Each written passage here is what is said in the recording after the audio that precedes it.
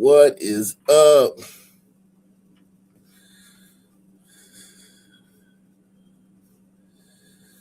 We are in the building. Uh, Shout out to everybody out there, man. To all you people out there, man. Oh man, another day, another dollar, another chance to make them holler. Yeah, man.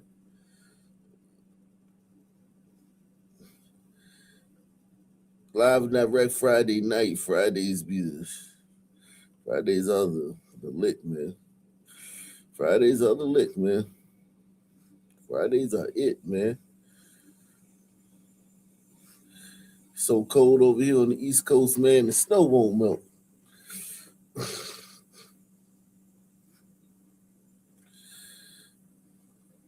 Yeah, man. Jeez. Uh,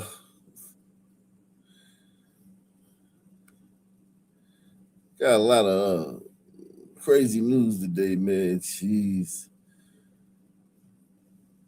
A lot of crazy news today, man. I ain't gonna tell you, man. Ah, where do we start? Where do we start? Where do we start?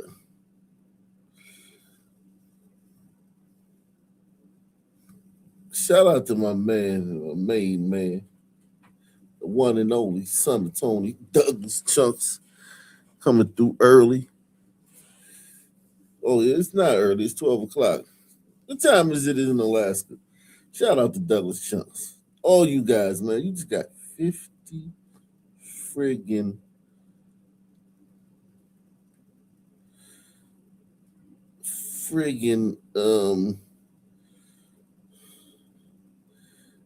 memberships, man. I can't wait till I get some time, man, and I start doing more shows and I can start. Because you notice that these kids, man, shout out to my kids, man. I love my kids. But, you know, having two of them, I got to find a way to get more production out of my time, man. I got to be more productive with my time. I did sleep today with my CPAP, though, so we're going to have a good show. Tons chunks in the building. I slept with my CPAP today, so we're going to have a good show. Yeah, man. And then, another thing I realized, too, I didn't realize this until the other day, till I thought about it.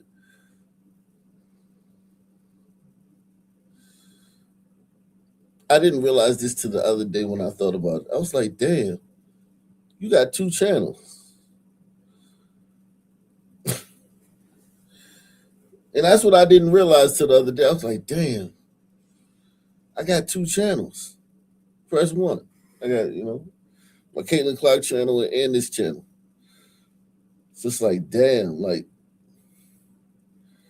I got two channels. I gotta, you know what I'm saying? So I gotta actually put that into play when I'm thinking about everything. Because I a lot of great YouTubers have one channel. They just have one lane, one channel. And I have two channels. Shout out to Jason. I know Jason got two channels. He got the Harmony joint and the other one. But most YouTubers got one channel. I have two. And by having two channels, my production has suffered on both channels. I'm always tired. So I got two kids and two channels. So I need to find a way to get the most out of my time so that I can make videos for my Clark channel and make videos for this channel.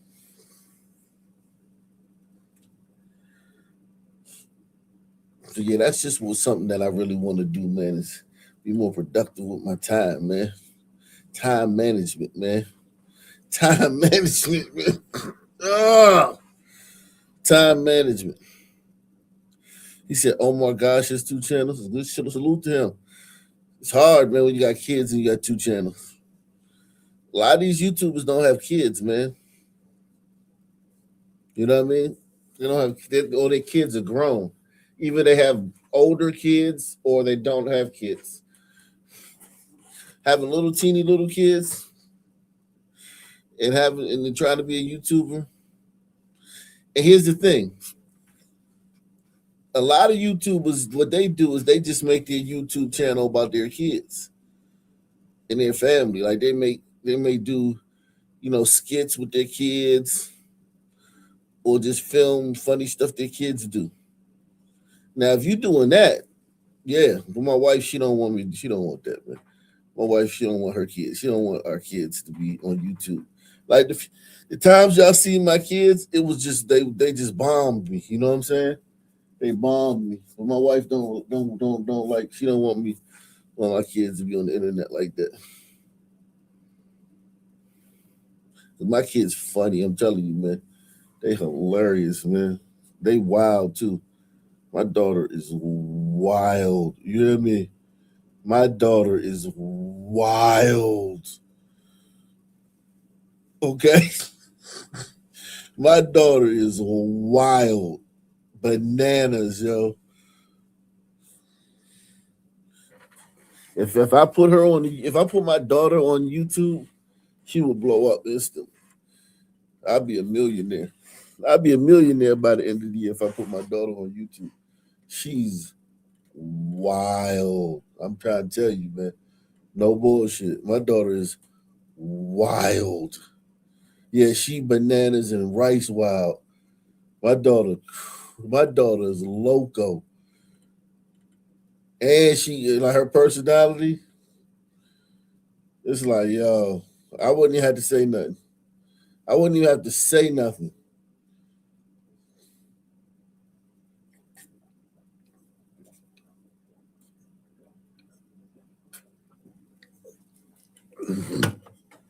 Yeah,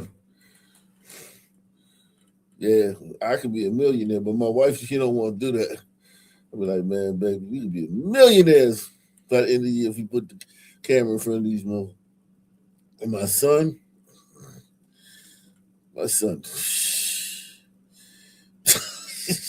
Jesus Christ, man. That little, he like the fucking Pink Panther, man. He don't talk, but he cause a lot of trouble, man. My son caused a whole bunch of trouble, but won't say a word. Can't even talk. That shit crazy, man. Um,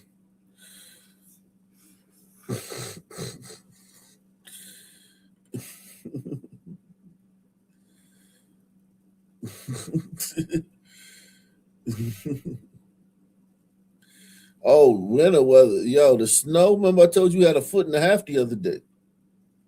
Yeah, we got a foot and a half on was it Monday or Sunday? Oh, whatever day it was, Sunday and Monday. We got a foot and a half. Yeah, man. And it wasn't the good snow where you could make snowballs. It was that light, druffy flash. It was the type of shit you pick it up and you could blow it, and that shit would look like dust. You can't make no snowballs out of this shit, man. We had that type of snow, but it was a foot and a half of this shit, and it's so cold where I'm at, where still hasn't melted. The snow hasn't melted. A week later, the snow is still the same height, the exact same height, and the sun been out too. That's the crazy part. The sun is so cold. The sun has been out, and the snow still won't melt. That's how cold it is. Yeah, we getting more this weekend. We allegedly supposed to be getting some snow this weekend. I don't know though. They not forecasting it like they were last week. Last week they was like, yo, get everything you need because it's gonna be a rough couple of days. They were right. That was one time the weatherman was right. But then this time around, this weekend, they're not really talking about it like that. They're not making a big deal about it. So I think it's just gonna be regular snow, regular couple of inches. Pause.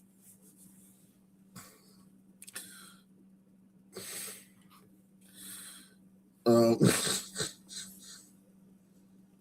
pause.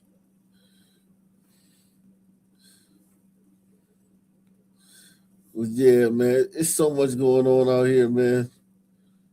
I'm in a bow shot, man. I'm telling you, man.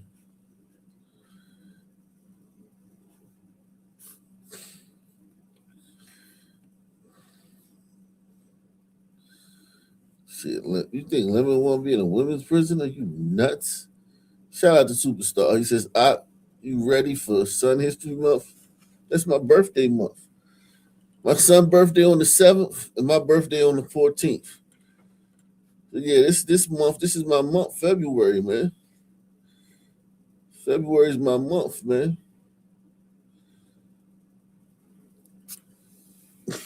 We're gonna do it big, man. February, man.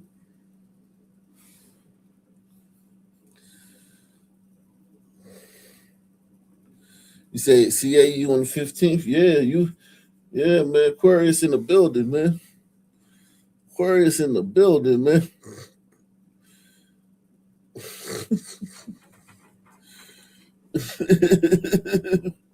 Yeah, man. Aquarius rules, man. Aquarius the best people, man.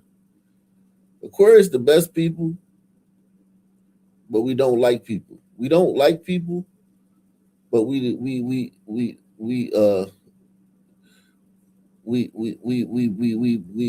make people we keep people safe and protected, and we uh we make shit better for people. We make shit better for people, but we don't like being around people. If that makes sense. First one. That makes sense. You know what I'm saying? We make shit better for people, but we don't like being around them. People are annoying.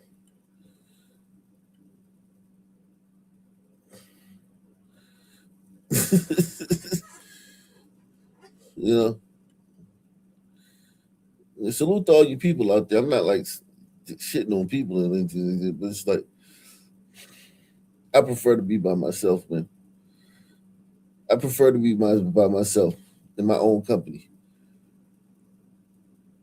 In real life, like y'all know me, the internet me, but in real life, in life, like in just being myself in the world, I prefer being by myself. Now, can I be around people? Yeah, hell yeah. Can I have a good time around people? Hell yeah. Can I relate to people on different levels? Hell yeah. Can I, if it's a female, she got a nice shape and pretty face, yeah, I want to be around her. Definitely. Hell yeah.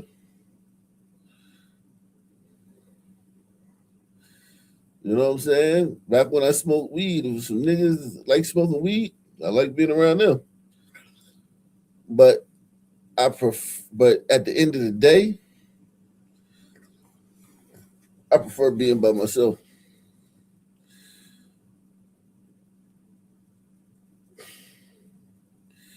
I prefer to be by myself. Yeah. You know what I'm saying? I don't like hanging around people like that, man. It's just I'm not even gonna lie to you, man. Um, and it's not that necessarily people do wrong and shit, because everybody has flaws. I'm not sitting here like oh people suck and people do this and people do that. I'm not even saying that. You could be the greatest person that ever lived, man. You could be ranked the most awesomest person that ever walked the face of the earth. You have a resume like, yo, this person's awesome, man. They do this, do that. And I'm still gonna be like, all right, man. I'm gonna head on out, man. I'll catch up with you later.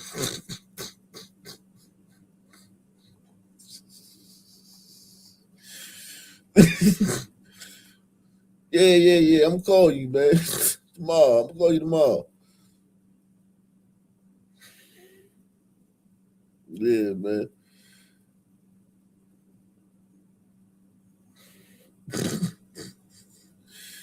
Yeah, I don't even know if I'm an introvert, man. Because I'm obviously, gregarious and shit like that. But I'm not like weird type. I ain't weird. You know what I'm saying? I ain't weird like that. Like, you know what I'm saying? Like, oh my god, recluse and shit. No. Like I sold weed for years. When you sell weed, it's different than selling crack. Like when you sell weed, people come through and they smoke with you. They come through, they buy some weed and they smoke. Match me a blunt, man. So I had people in my house all the time. I was always, like my house was kind of like a revolving door of potheads.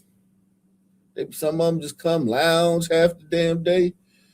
Some come for a minute, and some come to. But it was I was around a lot of people. At the end of the day, man. At the end of the day, when it comes to it, I prefer to be by myself.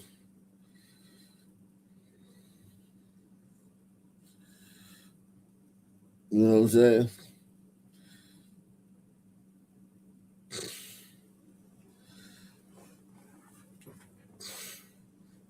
And ain't nothing you can do about it. I tried to change.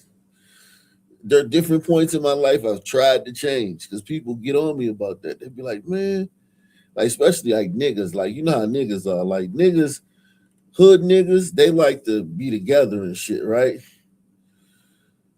So like niggas in the hood be like, dog, where you go last night, man? You just dipped off. Where you was at? I was like, oh man, just took a walk, man. Especially being in DC. Oh man, growing up in DC, I used to just take walks at night, man. I told you I used to walk at night and just pull every car door handle, walk down the street, pull every car door handle. I wouldn't be with the hood doing that shit. I'd either be by myself or be with my cousin. He'd be on the other side of the street. So it wasn't like we was walking together. He on the other side of the street pulling every car door handle. We just walk. I'm talking for blocks. I'm talking about for like all throughout Capitol Hill, like just walking every fucking block at night. I used to just, I used to, be gone, man. Them niggas want to hang out in the same spot and just be right there and, like it's a motherfucking Elks Lodge and shit. I'm like, nigga, this ain't no Elks Lodge. This is a fucking corner. This is a porch, nigga. What the fuck? But them niggas like and I hang out and I just be gone. I'm like, man, I'm just dip, man. Go get on the train. Go get on. And we had a metro. DC got the metro. We always had a nice metro. I'm talking about back in the '70s. We had a nice metro. I used to get on the train and just ride around, just go to different places that we got so many stops on the train that you know what I'm saying. I used to just ride the train, get on the metro and just ride to the end of the line, ride all the way back, ride out here, ride out Maryland, ride out Virginia, and just see different things.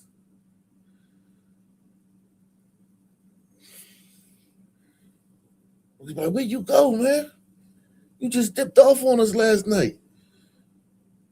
Yeah, I like being by myself, man. I like being by myself. And don't give me a Walkman or a fucking disc man or something like that. Or now, you know what I'm saying? Now you got your phone and shit. But back in the day, before cell phones and shit, if I had a disc man or a Walkman with a radio on it, man, I'm gone, nigga. Fuck y'all niggas. I'm out. It's so many places to go in DC, right? When you grow up in DC, a lot of blacks don't they stay in their neighborhoods.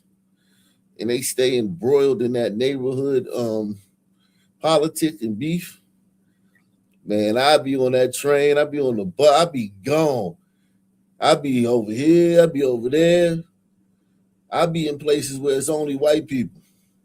I be in places where there ain't even really no people. Like it's just motherfucking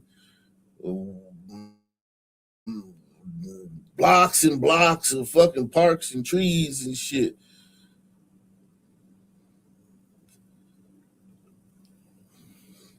I yeah, man.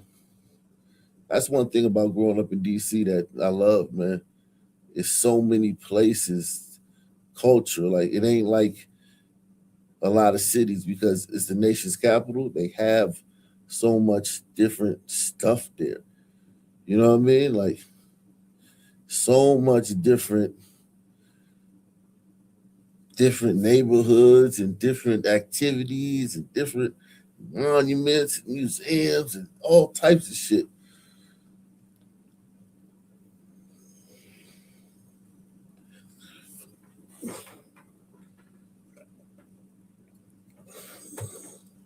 I remember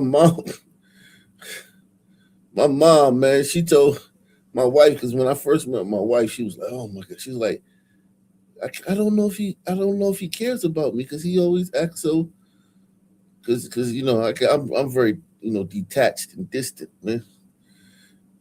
Well, my mom told my wife, she's like, sometimes I don't even know if he loved me. Oh Lord, I was like, why you tell her that, mom?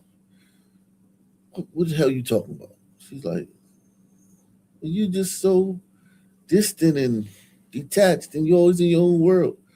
I'd be like, shit, motherfucker, now you done told this woman that, and now she gonna fucking be asked. She gonna keep bringing this shit up. Oh fuck,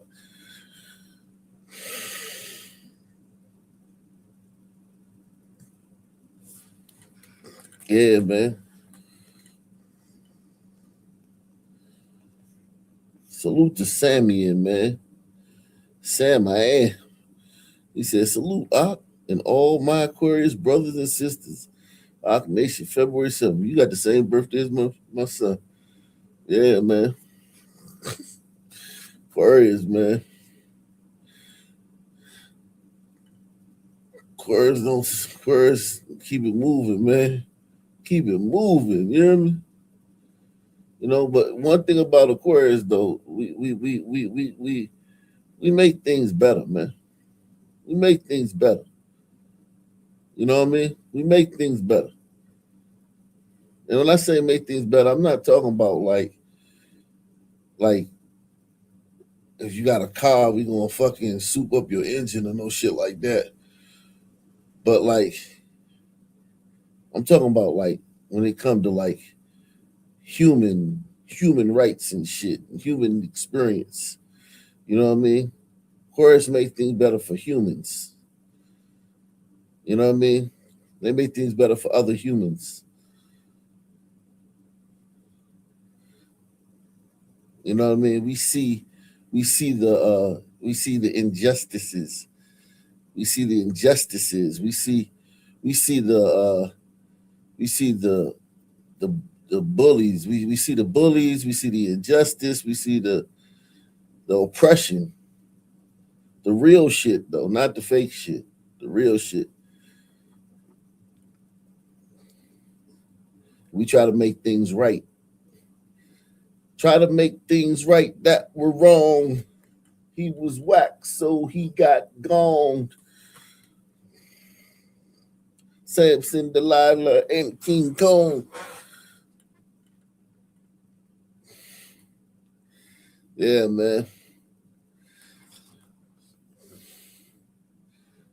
Like whenever I find out somebody in Aquarius, I'd be like, yeah, I can tell.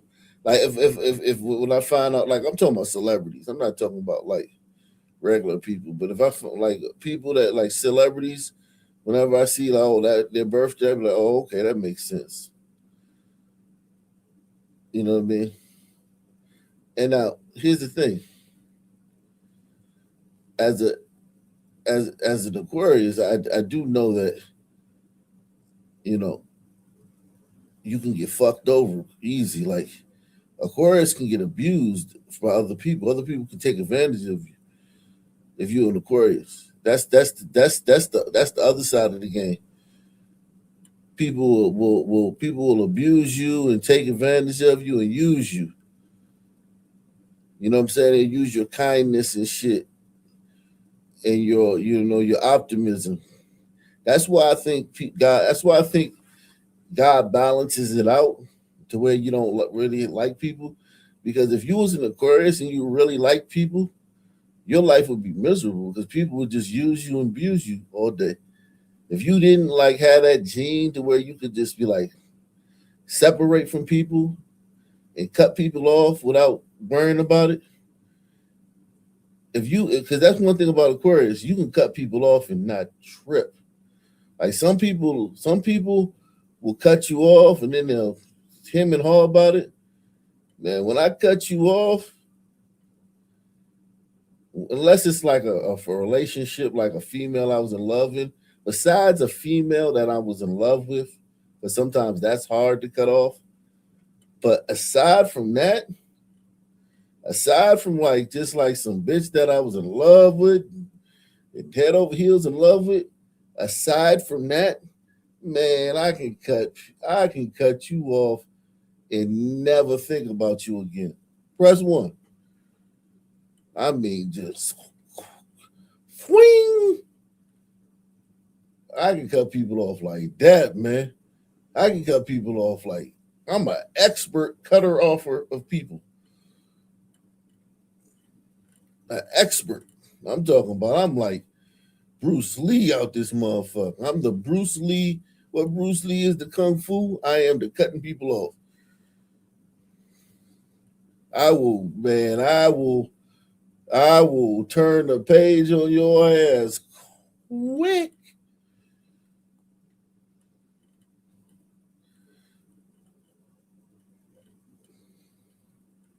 Cold as ice, nigga. I'm talking about cold as ice.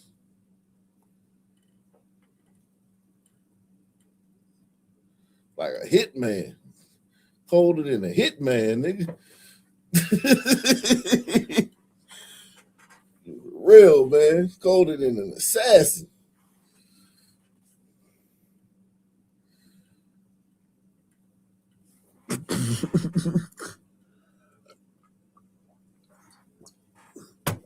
Shout out to all my Aquarius out there, man. That's my little Aquarius rant, man. He said that's disassociation. Okay, yeah, yeah, yeah, yeah. Facts, yeah. I can disassociate your ass quick. And here's the thing: I don't be thinking about it. It ain't nothing that I've been like I tried to do. I was like that out the womb. I was like that out the gate. I ain't tried. I didn't practice that. I didn't hone that. Nobody made me like that. My mom, she was like you. She told me that shit. I was like that out the gate. Fuck you.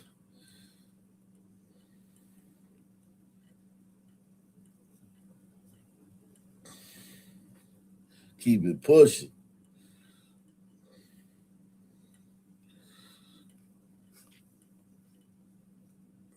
Yeah, man. Let's see what's going on with these fuckers, man. Salute to everybody out there, man. That's my monologue, man. That's my monologue, man, for the night, man. Let's see what's going on. Former CNN anchor Don Lemon is among the latest group of people arrested for disrupting a St. Paul, Minnesota church service earlier this month. This occurs as demonstrators take to the streets in Minneapolis again and elsewhere on a national day of protest over the Trump administration immigration crackdown. Correspondent Brooke Taylor is again in Minneapolis tonight. The Justice Department sending a strong message. Federal agents arrested former CNN anchor Don Lemon. It comes after he live streamed this. They cannot pretend to be a house of God. Anti-ICE protesters storming a church in St. Paul, disrupting services last week. U.S. Attorney General Pam Bondi called it a coordinated attack, and says 3 others were also arrested. DHS says Lemon is charged with conspiracy and interfering with the civil rights of worshipers. In a statement, Lemon's attorney calls the arrest a, quote, unprecedented attack on the First Amendment and says Lemon will fight these charges vigorously. And new developments in the shooting death of Alex Preddy. The Justice Department is opening a federal civil rights investigation. We're looking at videos, talking to witnesses, trying to understand what happened. And DHS Secretary Kristi Noem announcing the FBI is now leading the federal investigation, a big shift from Homeland Security investigations. We will. Man, fuck that shit. Fuck that. Fuck that dude, man. Fuck that dude, man. Fuck him, man. Fuck Alex Preddy. He got his shit pushed back. Sorry, man. It sucks. It sucks that you got your shit pushed back. But like, fuck, man. What did you think was gonna happen after you like? I think Black Conservative did a good video on Don Lemon today. Shout out to Black Conservative, man. Perspective, man. He like the motherfucking goat out here of this shit. He the goat of this shit.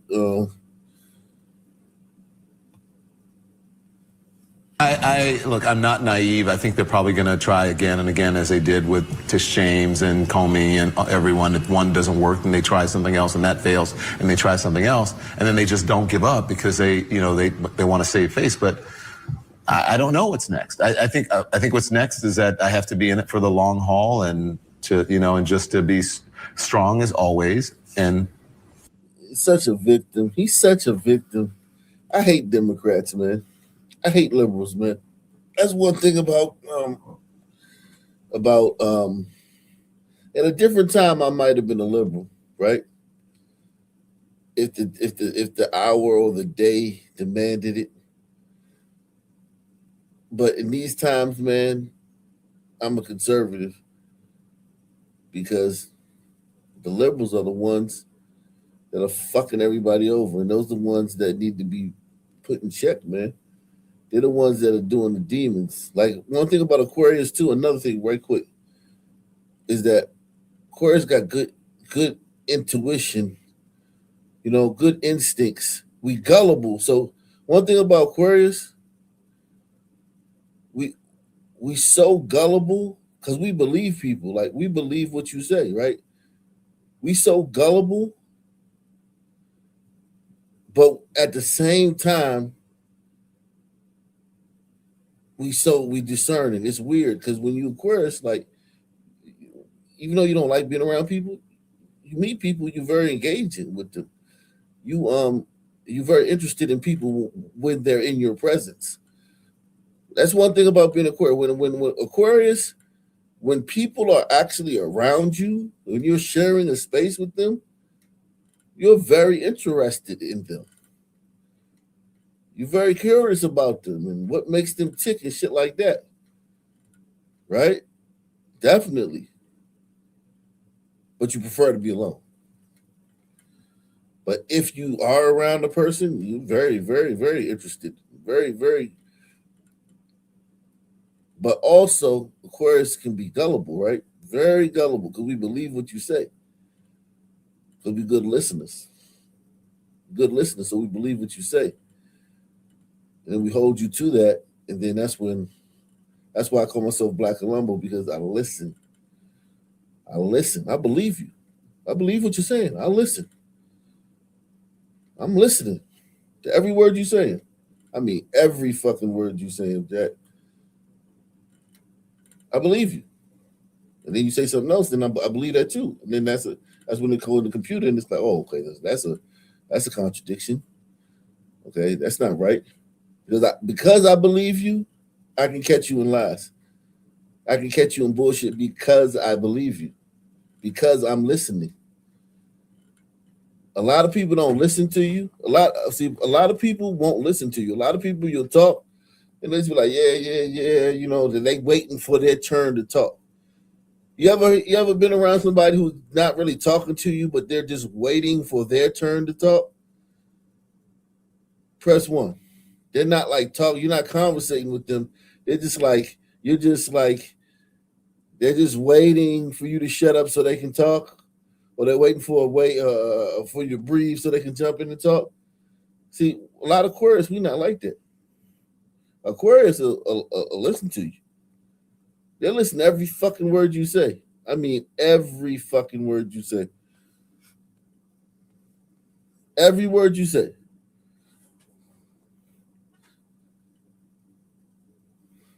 Okay? Listen to every fucking word you say. And that's why I call myself Black Columbo, because I'm listening to everything you say. You know what I'm saying? I listen to every fucking thing you say.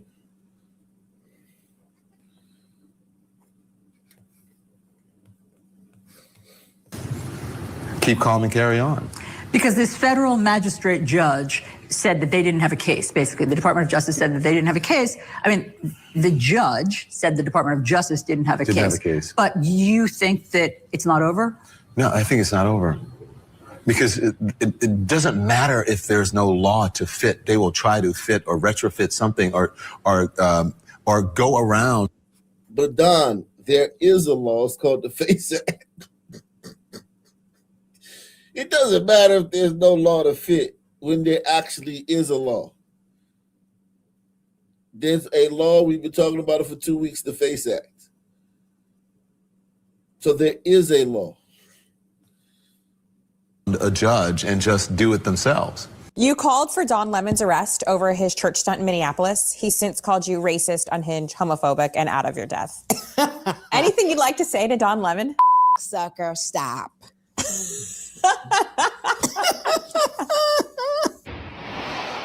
Some breaking news to bring you confirmation from the US Justice Department that the former CNN anchor Don Lemon has been arrested by federal agents. It's understood from a statement from his attorney that he was arrested last night in Los Angeles. He was there to cover the Grammy Awards. He has been a journalist for 30 years, and his constitutionally protected work in Minneapolis was no different than what he's always done. Now, he had... His constitutionally protected work in Minneapolis is no different than what he's always done. So if that's the case, right, then why the fuck is he being charged with a crime this time? And he wasn't charged with no crimes those other times. Appeared to be taking part in some of the protests that were taking place in Minnesota against some of the tactics being used by the ICE agents. And that's the BBC, so that's international news. That's how they're portraying this over in Europe. You know, this is no different than what he's always done. And you know, Trump just decided, you know, this time, you know what?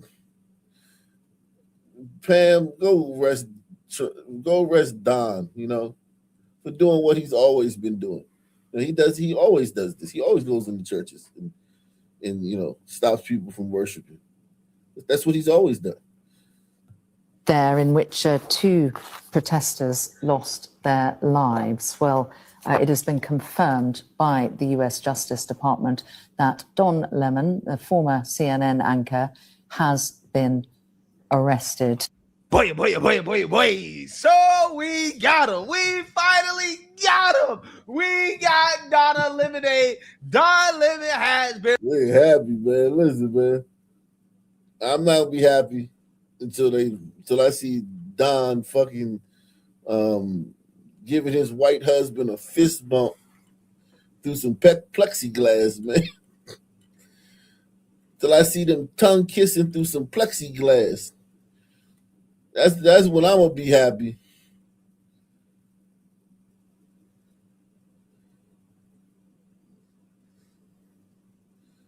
I want him to be playing some phone tag, you know, some phone tag through some plexiglass.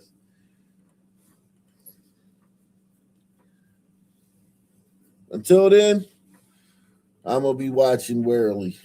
Arrested. I cannot tell you guys how much it makes me happy when I wake up in the morning. Like I literally just woke up. Start scrolling on X. Let me see what news is out there, right? What's going on? Some topics to talk about. And I see had gone to judges to try to get Don Lemon arrested before. They went to a magistrate judge in Minnesota who didn't sign off on an arrest warrant for him. Then it went to a judge above him. He didn't sign off on an arrest warrant for him. Then it went to an appeals court. You know what's funny?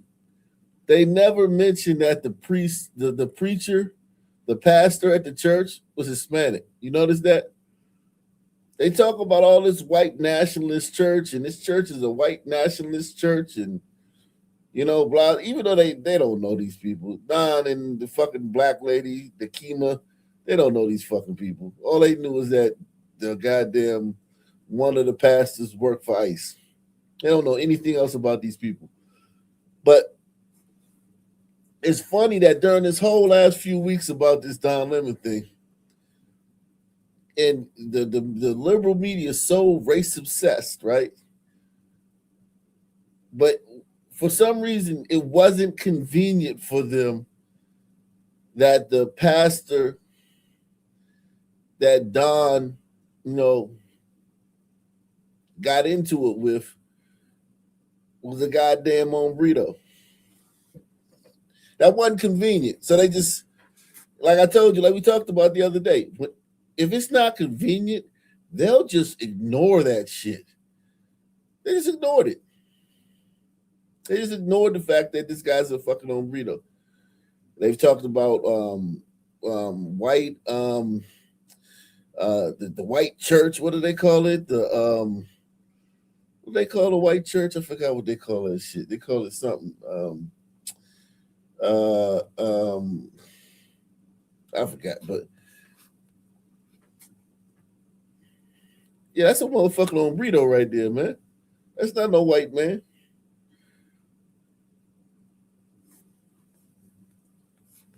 They also decided not to sign off for an arrest warrant for him. So there was experts who were predicting that perhaps the feds would go to a grand jury. It remains to be seen if that's what happened here, but we can confirm that Don Lemon was arrested in Los Angeles by federal agents just after midnight Los Angeles time at a hotel. Now, typically, standard procedure. Not the Cracker Cathedral. I forgot what they call that shit. It's on the tip of my tongue, Paul. The church, what do they call that shit? That whole movement of the right wing that's in the church. What do they call them? What do they call them? Not the house of worship. No, the whole right wing church. Damn, it was shit. When it comes to me, it's gonna be like, damn. He said, Christ Cox. No, the formal term for it. Evangelicals. There you go. Evangelical right. Yeah, the evangelical right. They just ignored that the pastor was an hombrito because it wasn't at that point. It wasn't race wasn't important, so they just ignored it. I mean, they couldn't use race to their benefit, so they ignored it. Public that so she got arrested too. That shit was funny when they came to her house. Oh man, what's her name? What's this woman's name? She was scared as shit when they came to her house. What's her name? Georgia Frost. I think Georgia Frost, right? She was terrified, man, when they came to her house. Georgia Fort. Holy shit. I thought she was going to shit on herself on national TV, man. I was like, damn, baby. Yeah, baby. Let me show you this. When she got arrested, she was so scared. I'm talking about she was scared.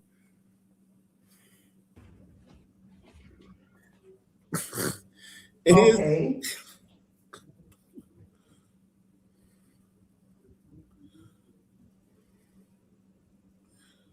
Okay, well, this is really scary. There's kids in the house. You guys see how they try to always bring kids into it? They always kids. They kids. They will let you, they want to cut your kid's dick off. They want to cut their breast off. They want your little daughters to have to play against boys. They want your kids all confused about sexual preferences and orientations and shit. They want to change pedophile to minor attracted persons. But yet, they the first ones to always throw kids in the mix. The shield as a shield if it's convenient. Press 1. And then this bitch acting like this ain't how it go. Like what else did you think they were gonna do? The police come to your house to get you. If you have a warrant, they come to your house to get you. She acting like this is some strange thing that's going on here. This is scary. No, the police, they come to your house and they get you.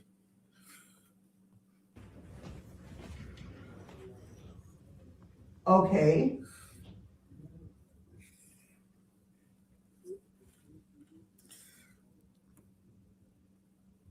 Okay, well, this is really scary. There's kids in the house. You guys have not been really friendly in the community. And to me, this seems a little, can I finish, sir? Can I finish? Can I finish? Get your phone. This seems a little bit aggressive to have all these cars in our cul-de-sac, 2, 3 agents, and now I saw the one disappear to the back. So to me, this is a little aggressive to just serve a warrant. Slide the warrant. Let me see the warrant.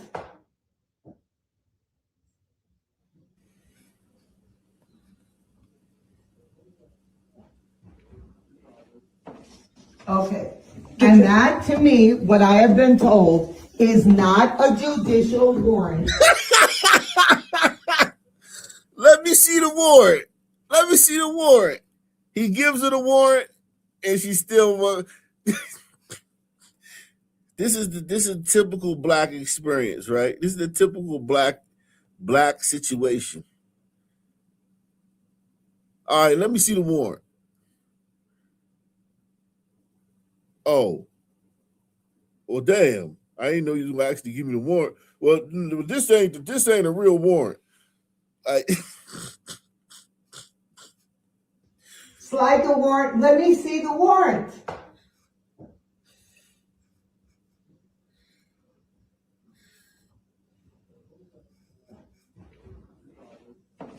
Okay. And that, to me, what I have been told, is not a judicial warrant that has me to have to open the door for you. Do you want to wear my black shoes? You guys, I wanted to alert the public that agents are at my door right now. They're saying that they were able to go before a grand jury sometime, I guess, in the last 24 hours, and that they have a warrant for my arrest. I've talked to my attorney, and I'm being advised to go with them, I guess, down to Whipple.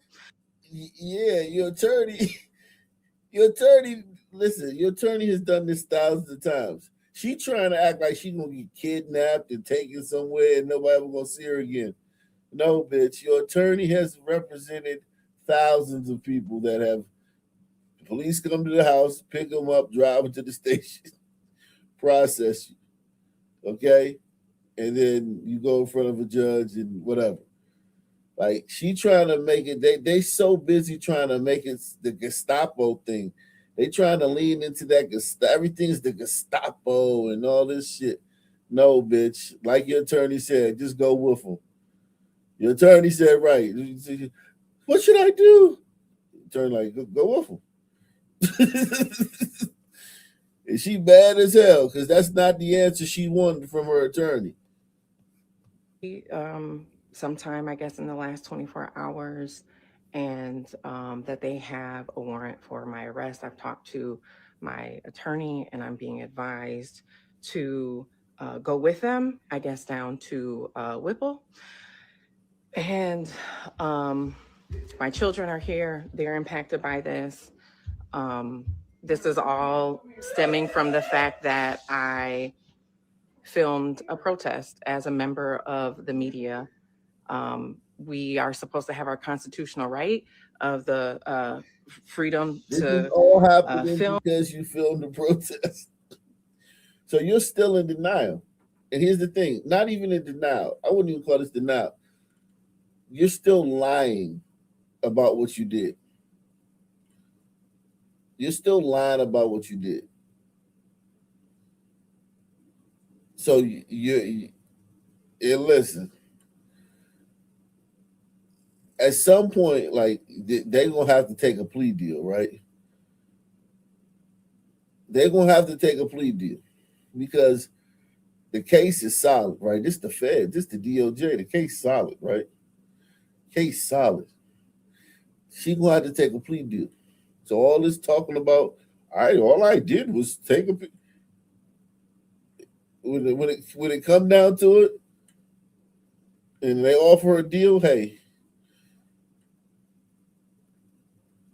you can have 6 months suspended sentence or a 2-year suspended sentence, and or whatever the fuck they gonna give her, she gonna say, sign on the dotted line and say, I did it.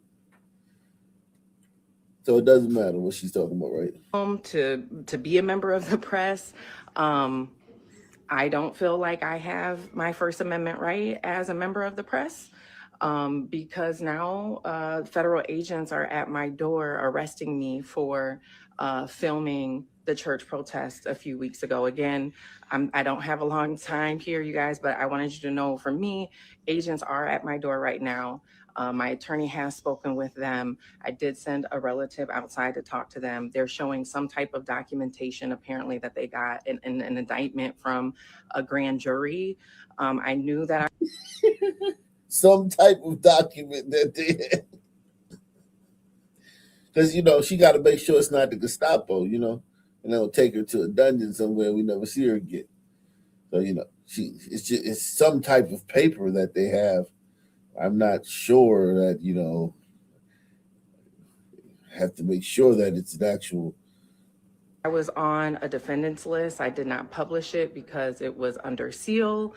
And so we've done everything that we can to try and abide by, the advice of our attorneys. But right now, you guys, I wanted you to know I'm going to have to hop off here and surrender to agents as a member of the press. I filmed the church protest a few weeks ago, and now I'm being arrested for that. It's hard to understand how we have a constitution, constitutional rights, when you can just be arrested for being a member of the press. We've seen all these violations. All right, you guys, I gotta go. They're knocking. Yep, she's coming right now. Give me 1 second.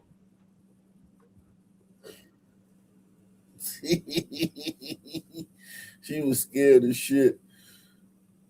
Holy moly. You did one night in jail, bitch. You'll be all right. She did one night in jail and she acting like she Nelson Mandela. She acting like she been breaking the rocks for 27 years and shit. Or not. I should be protected under the First Amendment, just like all of the journalists who I've been advocating for too. I've been advocating for mainstream media journalists who have been brutalized for months. Do we have a constitution? That is the pressing question that should be on the front of everyone's minds. And so, well, listen, baby, do we have a constitution? Do we have a constitution? Because I got arrested, so we don't have a constitution because I got arrested. If I wouldn't have got arrested, we would have a constitution. But because I got arrested, we don't have a constitution. To everybody who showed up today, thank you. Please continue to support the other people who are being charged. Yes, man. She looked good, baby. You went to jail. You've been in jail. You've been in Trump's Gestapo dungeon, and you came out looking like that, baby. The hell? You should have came out. See, she don't even know how to play it. She should have played it like, see, you can tell she's not Somalian, man. If she was Somalian, she'd have came out all flustered and shit, and they would have asked her, what happened to you? She'd go, I don't want to talk about it. I'm scared for my family. They told me not to say anything. They told me if I told what happened if I told you guys what really happened to me, that they would come after my family. That's what the Somalian would have done. Obviously, because there's ongoing litigation, there is not much that I can say beyond what I'm saying now, but amplifying the truth, documenting what is happening in our community is not a crime. And the questions that were asked a few weeks ago on a Sunday morning by concerned community members, those questions still need to be answered. And as a journalist, I am committed to continuing to follow the story until their questions are answered. All right, baby. Your fine self. Your flying mulatto self, man.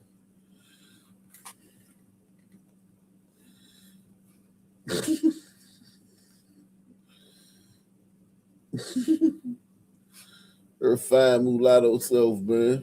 Ooh, sexy little mulatto, man.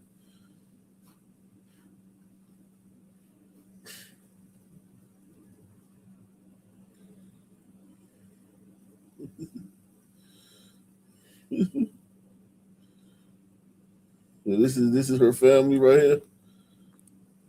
That's her family right there.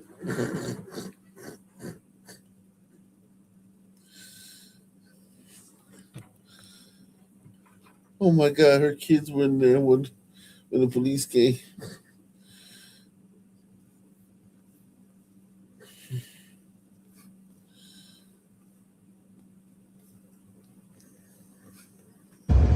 They want to arrest me, guys, so... Oh, hey, don't shoot at my window! Open the door! Open the door! What the fuck? You guys are gonna...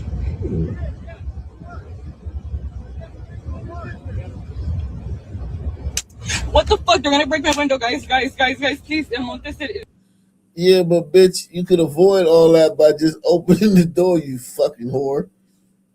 Open the door, bitch. They're gonna take me to MDC, guys. They're gonna try to arrest me. This is insane. I can't believe this is happening, guys. Lord, please protect me. Lord, please. Guys, I don't trust them. All this is for show, man. All this is just for show. Bitch, if you didn't have a camera, if you didn't have a fucking camera, or let's just say this, if you didn't have a camera where you can connect with the public and go like she's live, right? So that's giving her, that's making her, that's turning her into an actress where she's acting. If this was just a normal, if it was 1988, her ass would have been up out that car already, and she'd have been already halfway back to Venezuela by now, man. But this fucking camera and all this, you know, the ability that she knows what's going on and she knows she can use this. And says there's like a viral moment and shit. So she's doing something that she wouldn't normally do. This is not smart. Because if they break that fucking window, what if glass get in your eye? You need eye surgery, bitch. Like, she just doing stupid shit for clout. Because she knows she has that phone, and that phone can reach the masses. They're gonna break through windows. They're insane. You guys think they're gonna let this happen?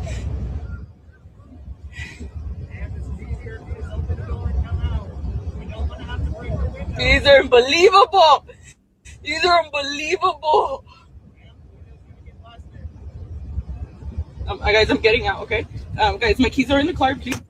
Oh, fuck, they broke my window. You're breaking my window, guys. I'm a U.S. citizen. It's insane. That's a lot. See, so this is how they get to say, oh, they're detaining U.S. citizens because all these fucking Mexicans lie on these cameras and say that they fucking U.S. citizens. Bitch, if you was a U.S. citizen, why the fuck would they be doing this? Why would you be scared to open the door? If you a U.S. citizen, why the fuck? Listen, if ICE came here right now and asked me for my ID, I wouldn't be fucking tussling with them and fucking obstructing them while saying I'm a U.S. citizen. That doesn't make any fucking sense. I would just give them my fucking ID and tell them to run my name. Get the fuck out of my face. They're obstructing, they're hiding, they're not opening the door, they're running, and while saying they're U.S. citizens. And that's why people say, all right, they're kidnapping U.S. citizens. Saying this guy's breaking my window, guys.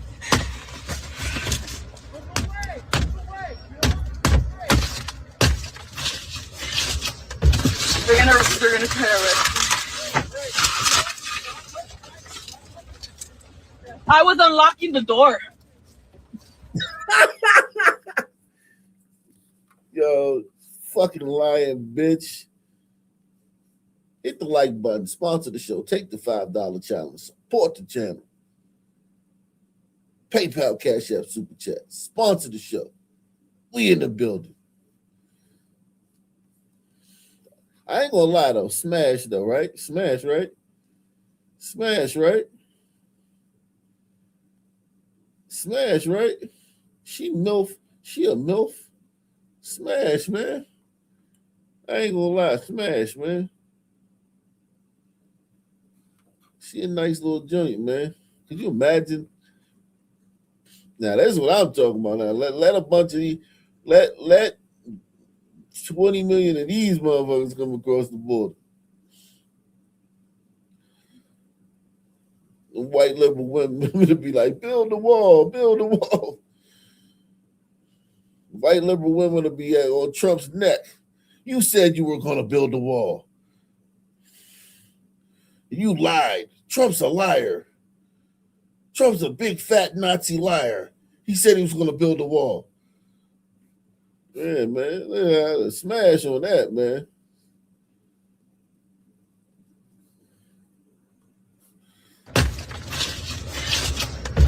They're gonna try to arrest me. I was unlocking the door. Guys, my phone's under here. So like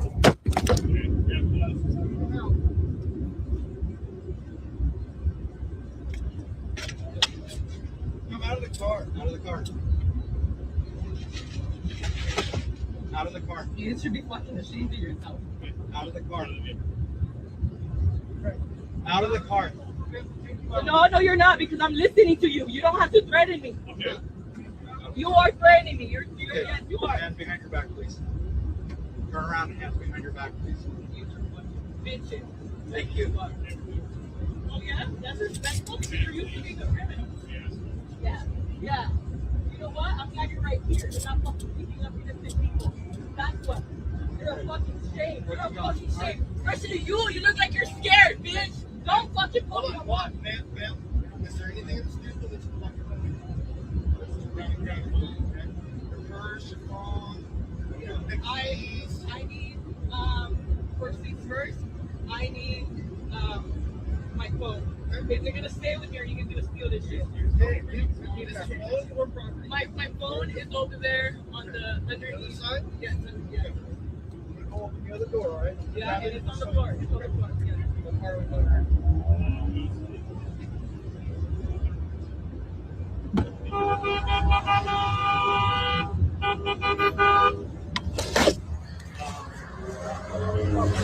of the Better ID in this wallet? No, you want? Maybe. Yes. Okay. Keys? Do you want keys? Or do you have some? No. Park my vehicle on the side of the street. Someone will pick it up from this location. Just the ID in this wallet. Hold on. You guys are. I can't believe you guys. You guys are fucking disgraceful. I was raised in the city. I was raised in the city. So, do you guys?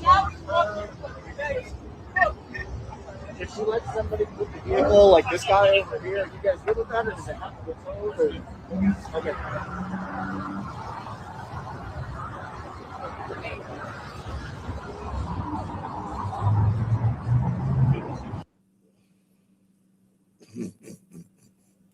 I love that, man. Salute to those ICE agents, man. What does it say?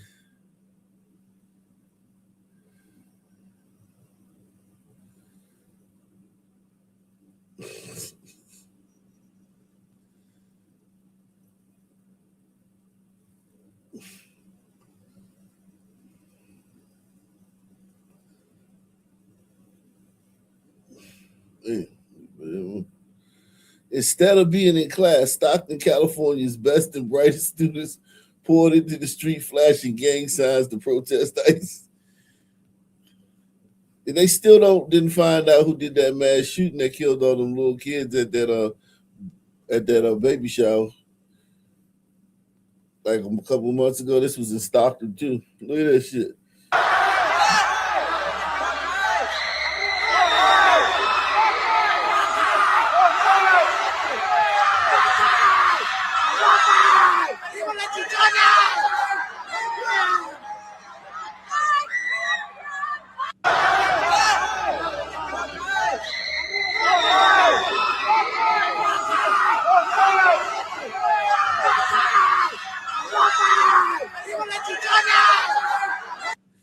Jesus Christ.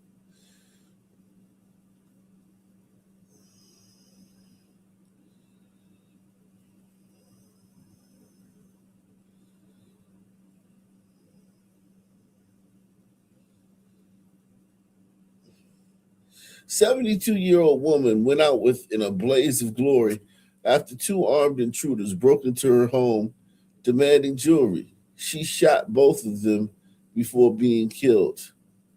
One suspect is in critical condition, one's unstable. Both are in police custody in Houston. Yikes. Police say that the homeowner, an elderly woman, died after getting into a shootout with two people who tried to break into her home. And the home that we're talking about here is the one you see right here behind me. You can see the crime scene unit and police officers still out here doing their investigation. And all of this happened around 1:50 this morning at the home on Lockwood Drive in Northeast Houston. That's just inside of the 610 loop. Investigators say that two masked suspects, a man and a woman, forced their way into the home and got into some kind of gunfight or shootout with the homeowner. Police say that the homeowner, an elderly woman in her 70s, shot back at both suspects before being shot and killed. She struck both suspects, and they're both transported to a local area hospital, where one of them's in critical condition, the other one is stable. Now, police say that there were also some other people inside the home at the time of the shooting. They did not shoot at the suspects. They also say they do not know what type of firearm was used in this incident. Reporting from the Kashmere Gardens area, Jade Fleury, Fox 26 News. Wow. Terrible, man. Horrible. Jesus Christ, you niggas are awful.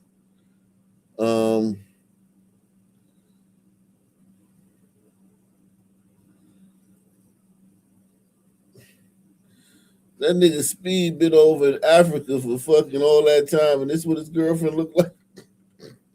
He couldn't find a woman in Africa, man. That nigga went to Africa, he's like, no thanks. No thanks, baby, I'm cool. That nigga, he got him I don't know, what is she, Filipina or some shit? What is she? Yeah, she look like she Filipina, man. Or something, Thai or something like that, man. Shout out to I Show Speed, man. Speed, like, yeah, nah, Africa cool and all, but you know, I mean, I'm not out there looking for no bitches. I'm trying to find me. I'm just trying to have fun with you niggas. I'm just trying to show you niggas love, man. Keep your bitches though.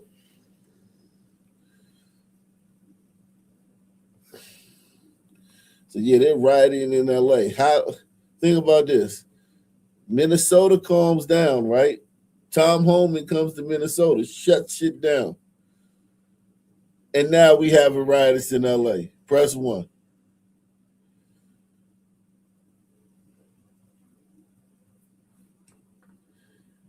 Now all of a sudden, LA is uncontrollable. The last month, you ain't heard shit about LA. Tom Homan comes, shut Minnesota down, and the next day, LA's on fire. These networks, these paid, and they said, I remember JD Vance said a few weeks ago, maybe like a month ago, we're looking into seeing who's funding this shit. You mean you can't find out who's funding this shit? After a month? Nobody's demanded the answer from JD Vance.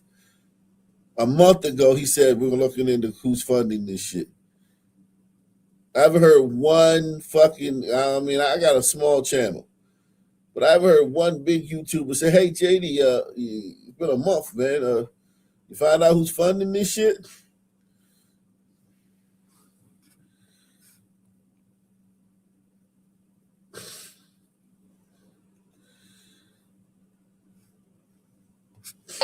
You can see an officer back there.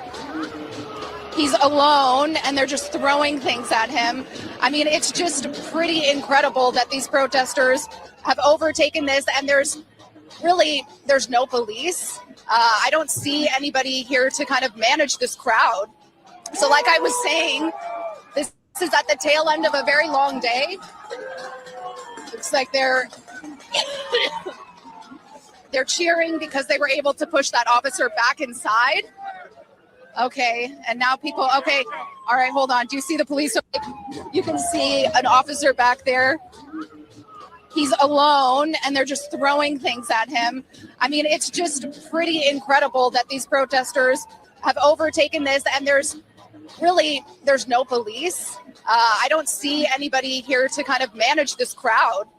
So like I was saying, this is at the tail end of a very long day. Looks like they're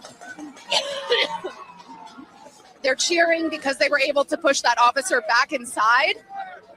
Okay, and now people, okay, all right, hold on. Do you see the police? You can see an officer back there. He's alone and they're just.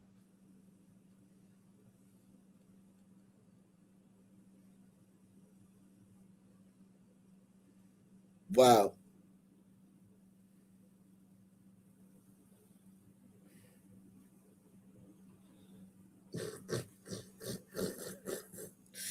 Jay-Z and the Epstein files, man. Jay-Z allegedly in the Epstein files, man. We get to that later. We'll do that later, man. Let's see what's going on in LA, man.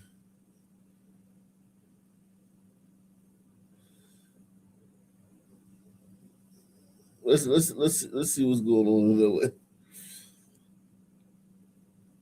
Oh, wow.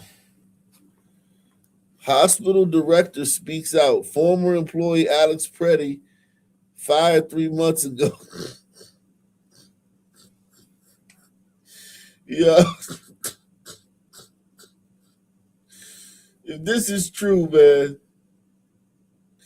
If this is true, this is hilarious. Because remember, who remembers Breonna Taylor? The EMT. The black EMT, right? The one of their other poster children. Breonna Taylor, she was an EMT. Come to find out, she like did the training and got her certificate, but she like never really worked in the field. She just got the certificate. She finished her class to become an EMT, but she never like worked as an EMT. They were EMT. They killed a black woman that was an EMT. And now this nigga, he been out of work for 3 months, which makes sense because you can't be down there all day protesting and fucking with police if you got a job. So that at least makes sense. That makes sense that he don't have no job.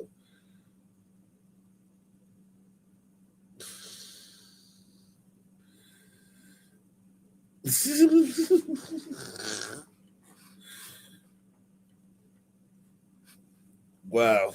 So he was let go after complaints of inappropriate behavior. Damn. The fuck is that?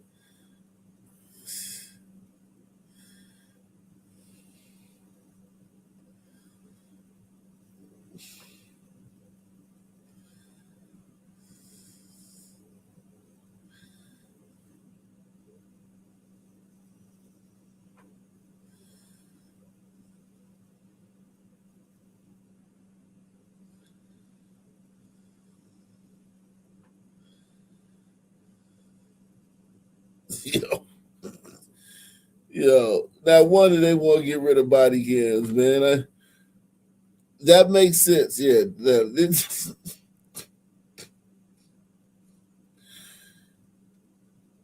I get it now. Black folk, I understand now why y'all want to get rid of body cams, man. I think, and listen, I think you should too. Like, fuck. If that's what y'all putting out there, man, I think that's the only responsible thing to do is to get rid of body cams, man. Go on a campaign, black folk. Look at this shit. Look at this shit.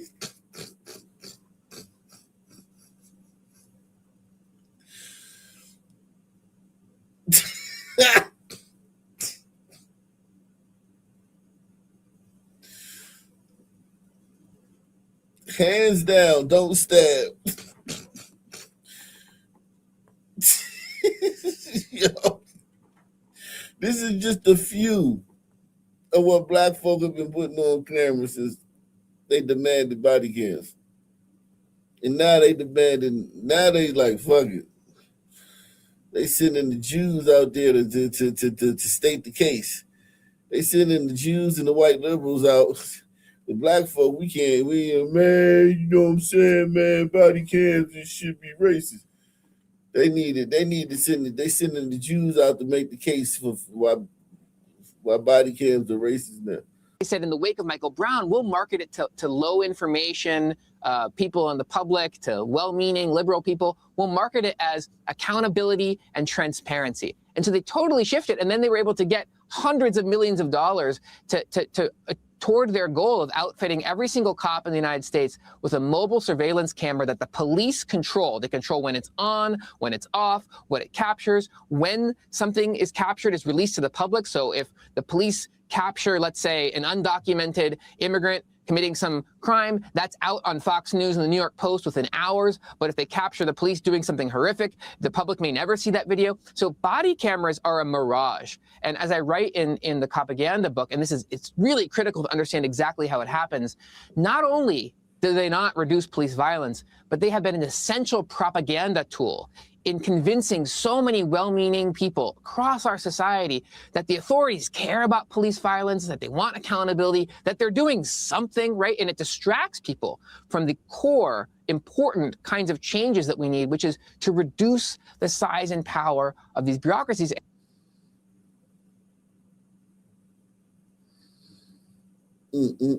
Wow. Goddamn.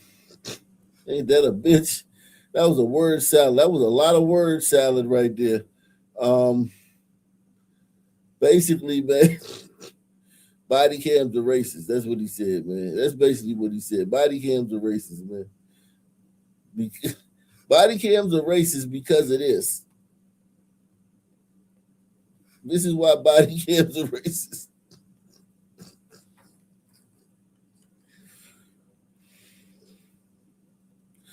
Yeah, we know we called you racist for not having them. We called you racist for not having the body cams. But now we're calling you racist for having them. And white folks is trying to get away from. White folks is like, oh, what can we do to prove to them that we're not racist? White folks something else, man. White folks still like getting played. White folks still, it's 2026 and white folks are still like trying to like act like they don't know the game and shit by now. Come on, man. You racist, man. You racist for not having body cams, and you know y'all was hiding stuff. Y'all didn't want to show the world what was really going on in these traffic stops. Okay, now every cop has to wear a body cam. You know that you racist because hold on. Let me think, man, because this is a tough one, man. Can't think of why you racist shit right now, but it'll come to us, man.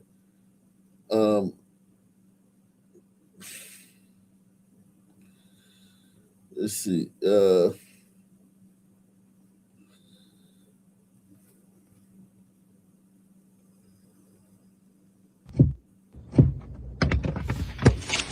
Oh, okay.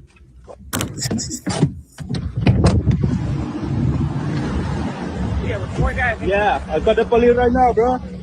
Oh, look at that, bro. Oh, beautiful. Oh, okay. What did he say? What is this? What did he say?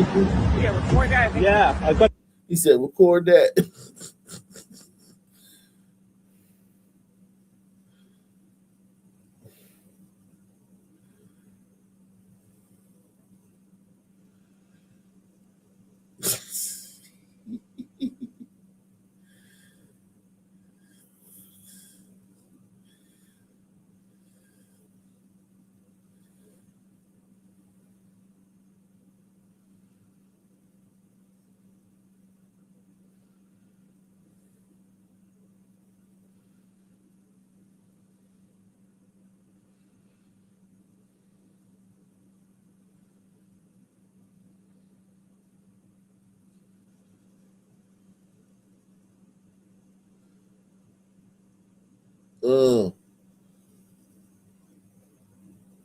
Okay. Fucking hey, man.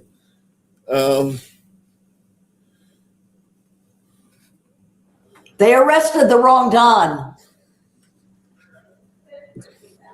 Yeah. Representative Crockett was right. This is an attempt to scare all the rest of us. They're using Don Lemon. They arrested him so that we'll be scared to be using our free speech. But you're using it now. Like, this is the thing. If you're scared, log off and shut the fuck up. Okay? If you're scared, if Donald Trump is using this to scare you, you need to log the fuck off. Because y'all been talking cash shit from the moment he got elected in 2016. No, y'all been talking cash shit from the moment he announced his candidacy in 2016, 2015. And y'all haven't stopped in what, 11 years? Y'all been talking cash shit about him, called him everything under the sun for the last 11, 12 years. And now, oh, we're so scared. No, the fuck y'all. Y'all ain't scared of shit. That's why I wish y'all was scared. I wish he could scare you guys. I wish he could strike the fear of God into y'all. Our right to protest, our right to assemble. These are rights that many of our fathers and grandfathers died protecting. We cannot be silent. This is one more red line that has been crossed. This is a page right out of the authoritarian playbook. You arrest somebody who you feel is not sufficiently obedient, and you then proceed to make that person look like he or she is the one that's done wrong. I mean, there was a report. Rashad and I were just at the press conference in front of the courthouse, you know, and they were trying to make Don Lemon look bad. This is the tactic, you know, smear him, create false realities. And we have to understand what's happening, and we have to stand together. You know, if they can arrest Don Lemon for what, you know, for inciting whatever they're accusing him of, they can arrest anybody. Jane Fonda. I feel like she's like 90 years old, man. She's been around for a long fucking time, man.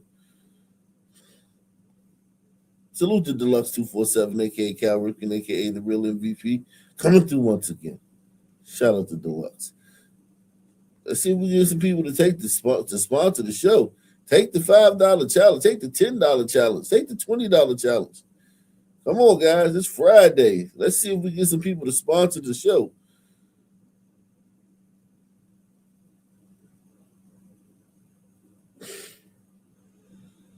He said, brave man saves his wife from a snake.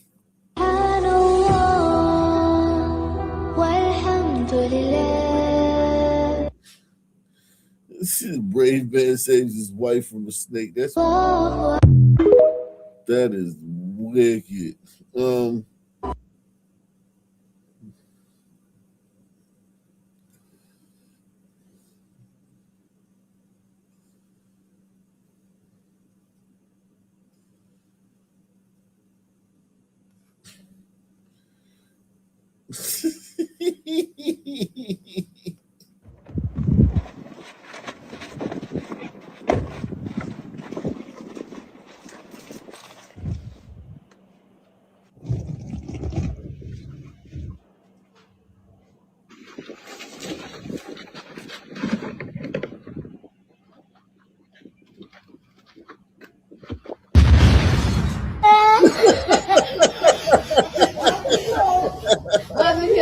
Oh my God.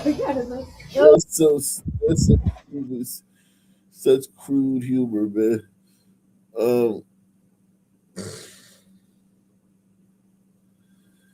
Wow, they're abandoning that husky on the highway. Oh, that's AI. All right, AI generated. Let's see this bitch right here.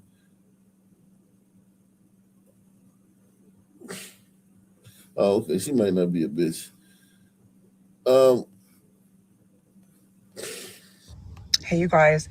So this is not a political post. This is a humanity and professionalism reminder to my fellow healthcare professionals. You cannot wish death upon people and then post it to the internet. Look at this. All the medical providers, grab some syringes with needles on the end. Have them full of saline or succinylcholine, you know, whatever. That will probably be a deterrent. So this provider was encouraging the use of a medication called succinylcholine. And succinylcholine is an anesthesia drug that we use to cause paralysis in our patients when needed.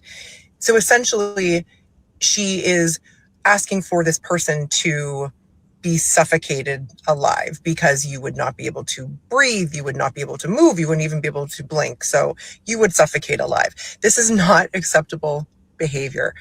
As medical professionals, our job is to take care of everyone and anyone, regardless of their race, religion, creed, gender, sexual orientation, political affiliation, whatever it is.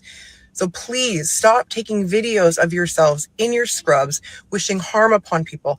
All you are doing is feeding hysteria and causing further mistrust in the medical system.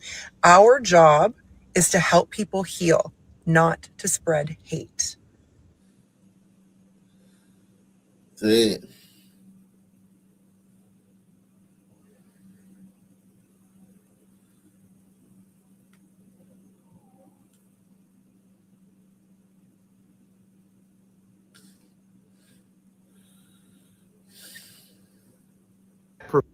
I bet Virginia is feeling really stupid right now.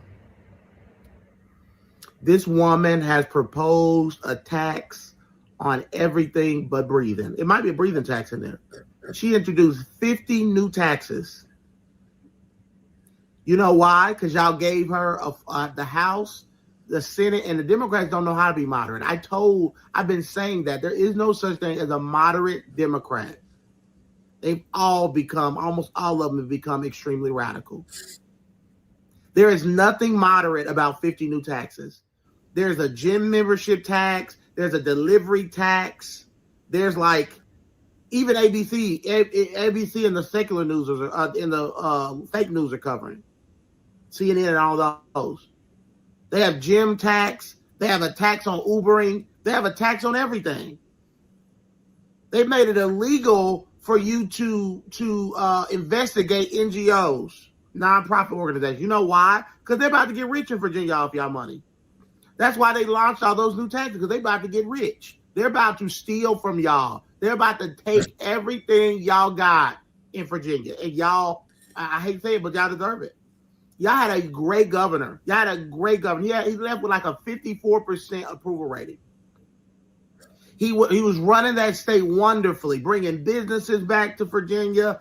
But because of partisanship, because y'all were angry at Donald Trump and wanted to get Donald Trump, Trump derangement has now destroyed your state. Because you didn't even think, just because people are Republicans don't mean they even agree with everything Donald Trump does.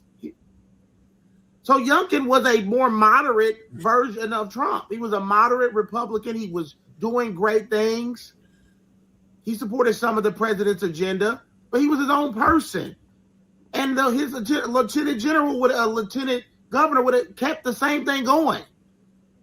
But the black people didn't support her of Virginia, and now y'all about to pay the price. Because they have completely removed all the hard-on crime stuff. They've made it to where people like sex offenders and rapists can get out of jail. They've making Virginia more of a sanctuary city for criminals. They're trying to redistrict your maps. The judge had to shoot that down. They are destroying Virginia in less than 30 days. That's so true, man.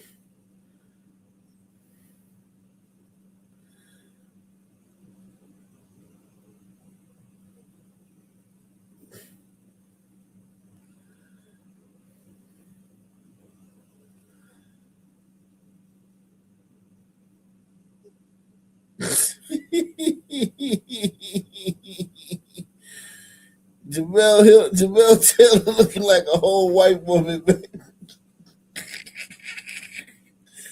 Wow, Jamel Hill on here looking like an entire white woman. Like the whitest woman out here looking like fucking Michelle Pfeiffer and shit. Ain't that a bitch? Ain't that a kick in the head?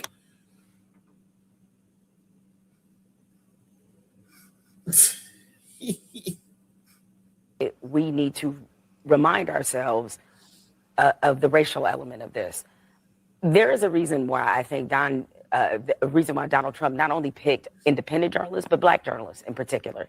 Clearly, we know there's no love lost between Don Lemon and Donald Trump, that he's been very critical of the president. The president they've gone back and forth. But if we go back and undo all the layers of all of this, it was black journalists that were really at the forefront of calling Donald Trump out, from the birtherism movement throughout a lot. So when she's acting like a cadre or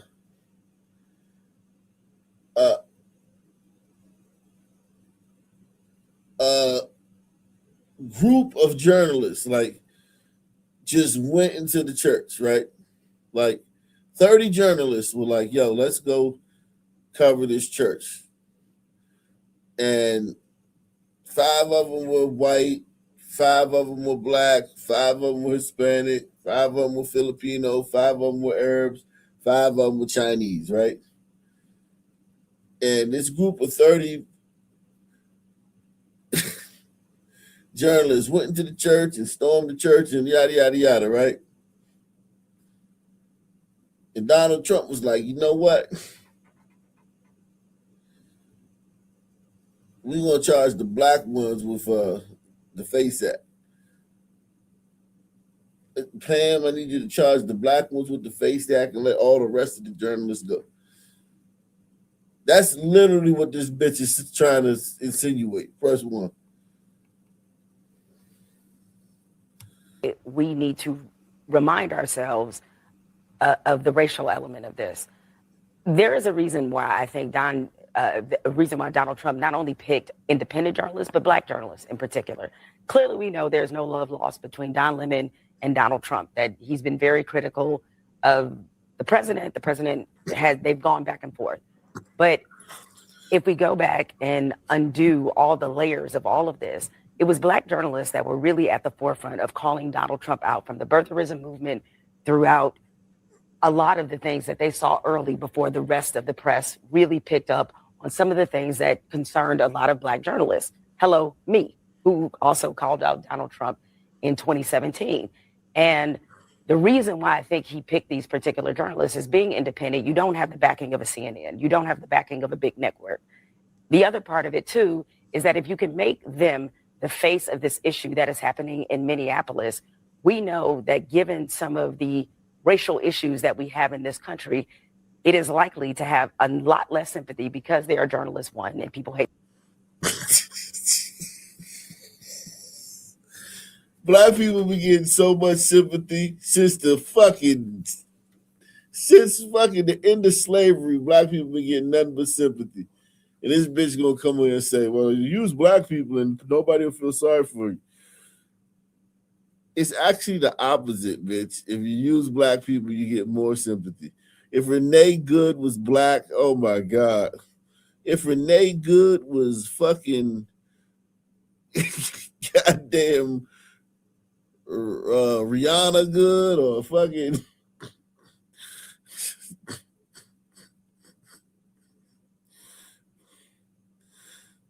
you know, we've never heard the end of it. So like, they gaslight. She's such a huge gaslighter, but she gaslights too much. You can't gaslight too much. You can gaslight too much to where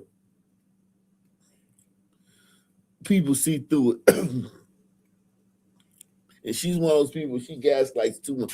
Her Charlemagne the God, people like that, they just gaslight so much. It's like, damn, yo. Like you just think I'm stupid, right?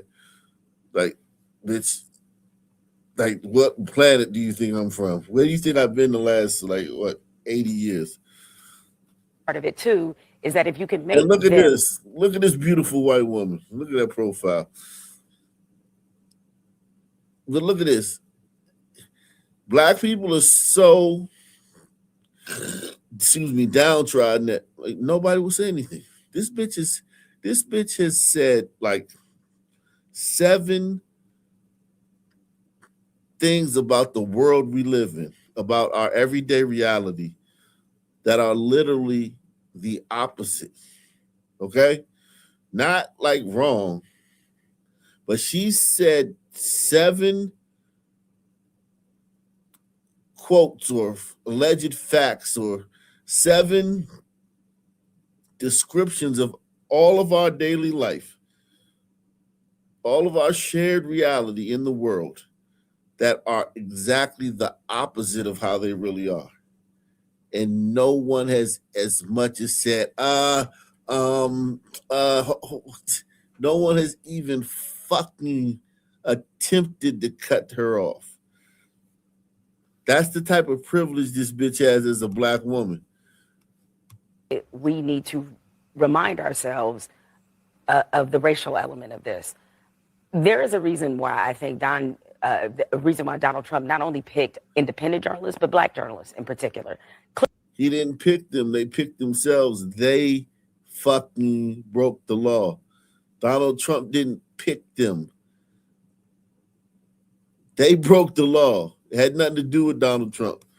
Clearly, we know there's no love lost between Don Lemon and Donald Trump, that he's been very critical of the president. The president they've gone back and forth.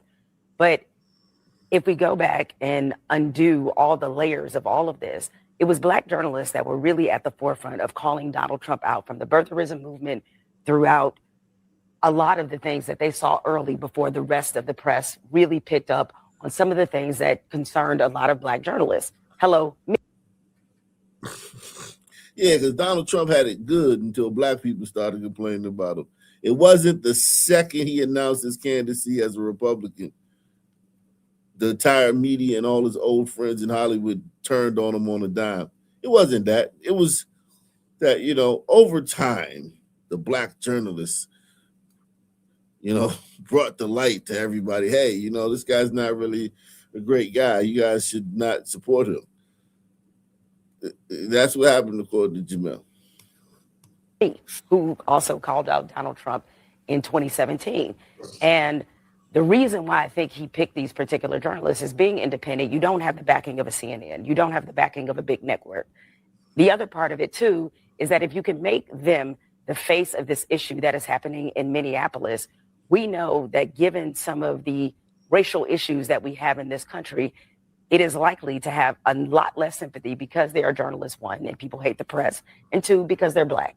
And so I do think that that's an important part of this, especially given the president's own language when it comes to anti-DEI and making Black people the face of woke and all that we've heard from this administration. The president made Black people the face of woke. It's the president that did that.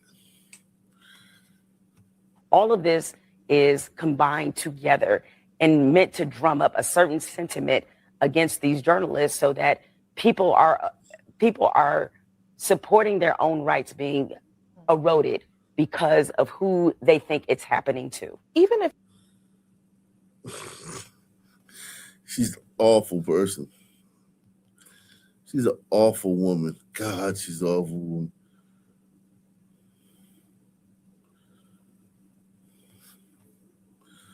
Fuck this guy again. Shit. This fucker again. Salute to hold on, let me read this first. Salute to my man Eric S. Man. Roc Nation Hall of Famer coming through once again. I'm going to Oktoberfest in Munich this year. Oh wow. Austria and the Czech Republic as well. Now I have to get a European visa. They check criminal history, illness, etc. Blaming Sunman and Sandman. Am I wrong?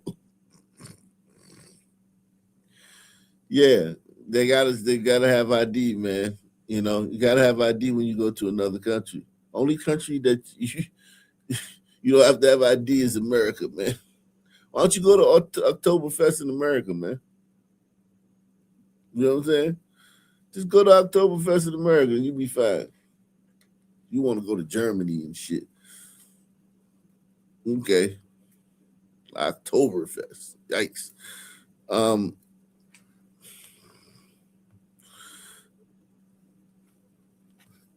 Alejandro from Outkick.com.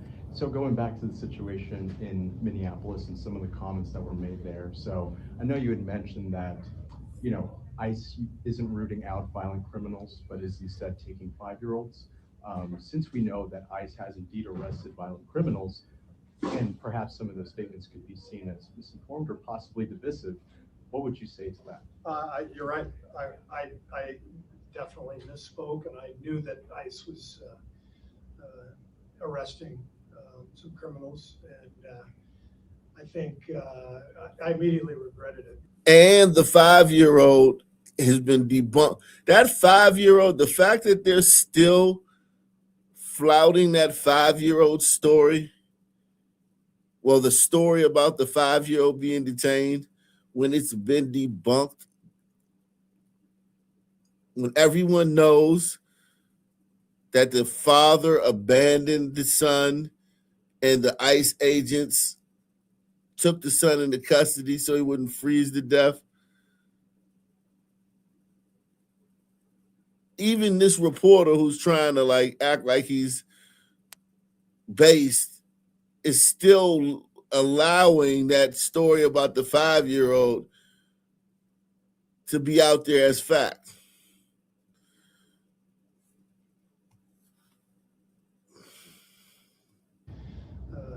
arresting some criminals, and I think I immediately regretted it because I knew that to be the case. But my point is that they're also arresting people and detaining citizens and people who should not be being detained. And the manner in which they're doing it, as you see, is riling everybody up all over the country. And being in Minneapolis for those 4 days was incredibly emotional and powerful. And it was a very difficult time for all of us. So we, at the end of those 4 days, pretty emotional time. I misspoke, and so I apologize for the misinformation. So I hope everybody else out there who's saying stuff that's not true, please apologize too. All right, let's talk about basketball. You did highlight that. No. I addressed everything I wanted to address in Minneapolis, but I am glad you said that because that was false, what I said. And so I want to correct that for the record. So thank you. Wow. Steve fucking Kerr.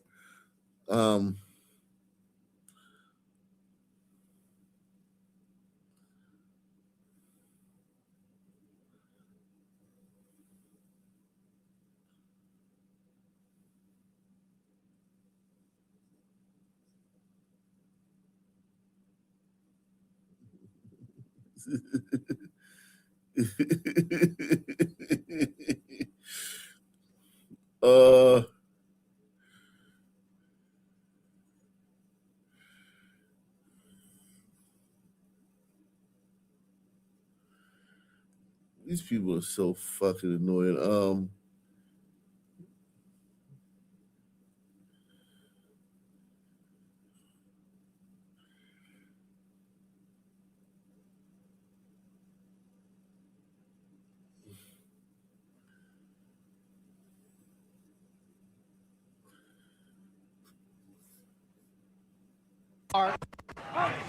And so out here, Casey, as you were saying, we are seeing, thousands and thousands of people. We've been standing on the corner here for the past 10 minutes. This crowd has not let up. It's just continuous. It's really a sign here that the people in this community, the people in Minneapolis, the people in Minnesota are not letting up. Despite, Tom Homan, the border czar, telling us yesterday that there's a drawdown, these people here don't believe it. They are out here. They are saying they want ICE out completely. There has been so much fear and frustration in this community, and you're seeing it by this response. I've covered many protests, especially in New York City, and I have to tell you, I've not seen a crowd like this before. It is 8 degrees out here. 8 degrees. It feels like 5. It is freezing, but nothing is stopping these people from coming out, holding these signs, coming together. You can see it. For several blocks, there are just people, deep rows of people with signs, and you can hear them chanting and you can see them. I don't even know where this ends. I was thinking we'd get an end here, but at this point, it's probably tens of thousands of people out here, Casey. It's just remarkable to see. Yeah, Shimon, I'm going to stick with you for a second because we're seeing a pretty remarkable overhead shot of what you are seeing a piece of. Jesus Christ, man. Oh my God.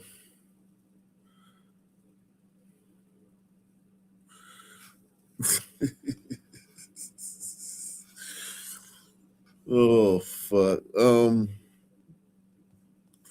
Shout out to Eric as he says, chasing fit European flatbacks, Sunman.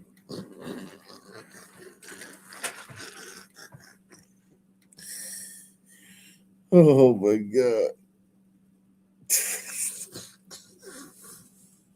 White girls are fun though. White girls are fun. Like if you're gonna be at a fucking beer festival, you want to be there with some white girls. Sisters will be brawling. It'll be like 50 different brawls if sisters were deep at Oktoberfest. A brawl here, brawl there, fucking everybody be accused of being racist and shit. Yeah, man. Ban sisters from Oktoberfest, man. No sisters allowed, man. I am no black conservative, but I certainly understand why black conservatives get so heated when it comes to the issues of liberalism, because they see how they get labeled for their ideological beliefs and how they get denigrated. So the liberal can believe what the liberal wants to believe, and we can agree or disagree.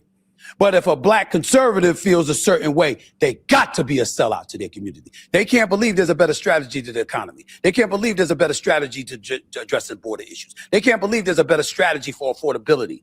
Oh, no, it must be. And of course, they can't possibly disagree with some of the stuff that Trump is doing, like the latest nonsense that he put out there where he's blaming black folks and speaking about the issues of slavery and things of that nature as something that's been unfavorable to white people. Like that should be ignored, like history should be erased. There ain't a week that goes by that I don't call Trump out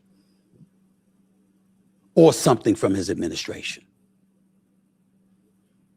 But we ignore that, don't we? Because that fit the narrative. It's really unfortunate, but it's okay, because I can take it. How is it? He's all over the place with this one. He's such a coward, right? I'm no black conservative, but I can see how black conservatives get mad and then immediately goes into blasting Trump. He's so concerned with black Twitter, man. And they're never going to like you, Steven. They're never going to like you, Steven. You're done. They already called you a coon, whatever, so you're done. Like, you can't come back from that. You can't come back from that. Once the black folk decide that you're Uncle Ruckus, man, it's a rizap.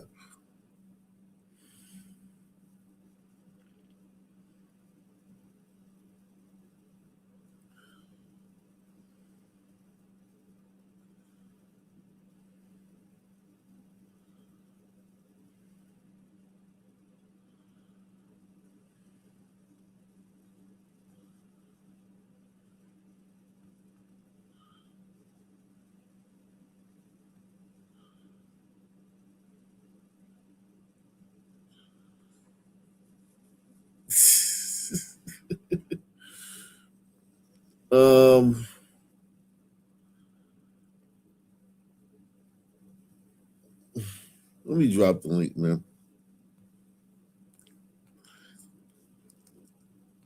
Let me drop the link, man. If you want to come up, man, support the channel, guys. Sponsor the show. Sponsor the programming, man. We are completely funded by you guys, man. Completely funded, man. If you appreciating the show, if you're we're gonna check out some protests. Let's check out some protests right now, man. How about that, man? We check out some protests. Some live protests, man. We check out some live protests, man.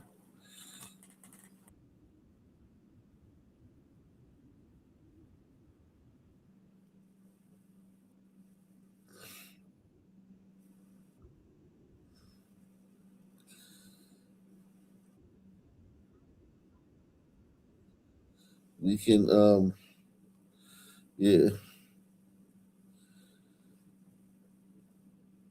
we can see some live protests, some live.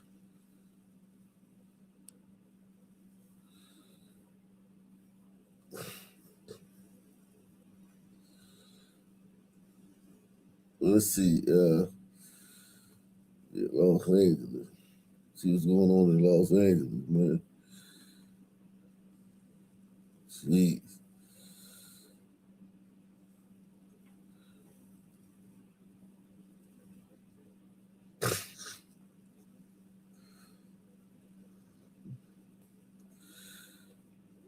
So right now it's like 11 o'clock in Los Angeles.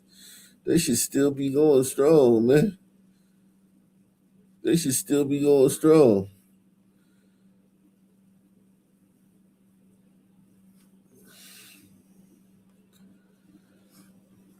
It should still be going strong in Los Angeles, man.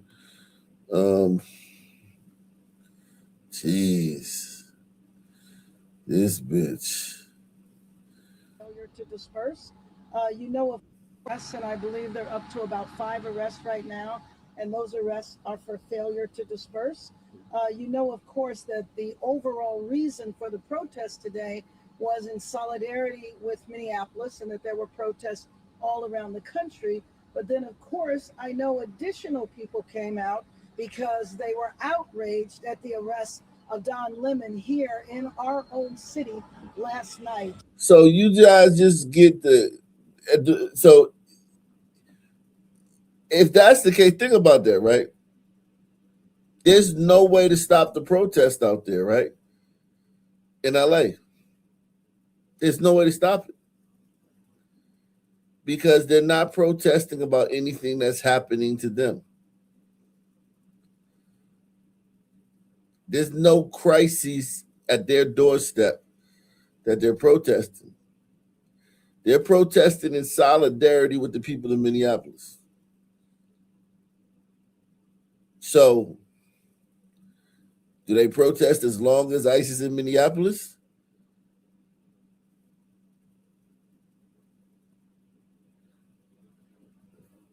They're protesting that Don Lemon got arrested.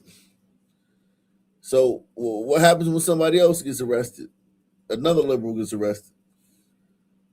They're setting up a dynamic where we get to constantly protest. That's what the liberals are doing. They're normalizing, hey, a town 2,000 miles away, they're having an issue in the town 2,000 miles away, and we're just going to tear up our city in solidarity for those people. Oh, this celebrity got arrested and we don't like it, so we're going to tear up the city.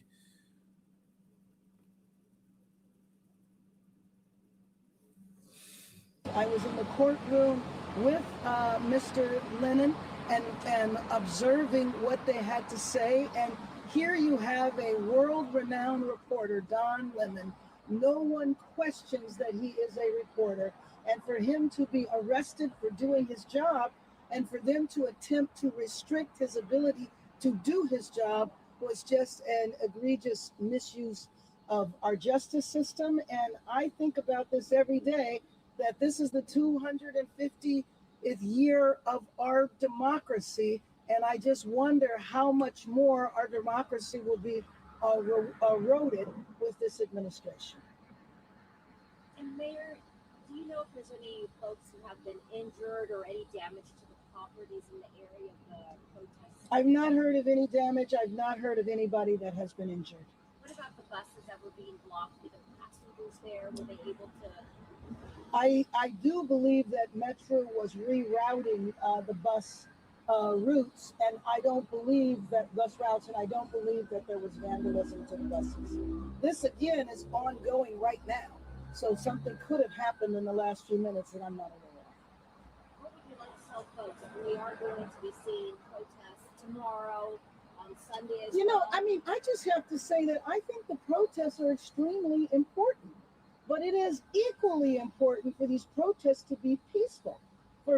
She says the protests are important. So it's important for people in your city to destroy property and block roads because of something that's happening in Minneapolis. She said that it's extremely important. This protest in solidarity with Minneapolis. Is it really important? Like if you're in LA, is what's going on in Minneapolis important? Or as she would say, extremely important? Tomorrow, on Sunday as well. I mean, I just have to say that I think the protests are extremely important, but it is equally important for these protests to be peaceful, for vandalism not to take place. That just hurts the city. That does not impact the administration in any kind of way that is going to bring about any type of change. However, I will say that what can happen if the protest gets violent, that is exactly what I believe this administration wants to see happen, because then don't be surprised if the military re-enters our city. This is critical. I can only imagine what would happen to our democracy if people were not protesting right now. It is an American tradition. If what will happen to the democracy if people weren't protesting right now? ICE would be doing their job in anonymity like they did during the Obama administration. It would just be, they would be anonymous. Nobody would even know they were in their fucking town, except for like the neighbors on each side of the house with that they of the illegal that they were arresting at that moment. I just think it's funny that she called him Mr. Lemon. What a stupid name. Our First Amendment right, but it is not our right to tear up our city, to vandalize property, or to create any type of violence. And can you tell us why there was an unlawful assembly and why the crowd was ordered to disperse? What I saw originally, now again, this might change. Originally, there was a problem at the federal building. I know that tear gas was dispersed by the federal officers because they were blocking an entryway to a parking lot. I know that. And if there was any more after that in terms of clashes with LAPD, I don't believe that happened, but I am not sure. I don't have the facts. Thank you. Mayor, what kind of strain does this put on the LAPD? You see the It puts tremendous strain. I mean, we're already struggling with the police department right now in terms of overtime costs. We are strapped in terms of the hiring and the number of officers that we have. So this just puts an incredible burden on our city. But I will tell you that peaceful protests, again, is a whole nother thing. When people protest peacefully, when you don't have to worry about officers being pelted with rocks or slingshots or any of that, that is an entirely different situation. And is that what happened? Were objects being thrown to officers? Yes, objects were being thrown at one point in time. Yes. Do you know what kind of objects? No, I do not. Thank you very much. Thank you. Mayor. Thank you, Mayor. Have a great night. Wow. You said it was very important that they protest what's going on in Minneapolis, in LA. That's mind-boggling, man.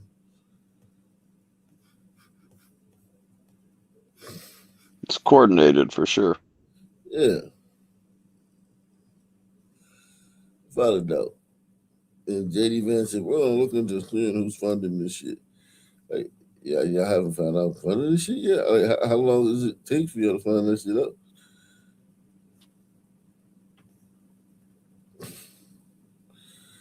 Let's see, Minneapolis. Let me get to some bullshit. Shout out to my man, Matt B, man. Matt B says, salute to you. I wish more people of all races were as open-minded and honest as you. Respect. Yeah, man. Salute to you, man. Appreciate that. This is insane, man. Like, what the fuck are y'all doing? Like, look at all these motherfuckers. Look at all these idiot motherfuckers that came out.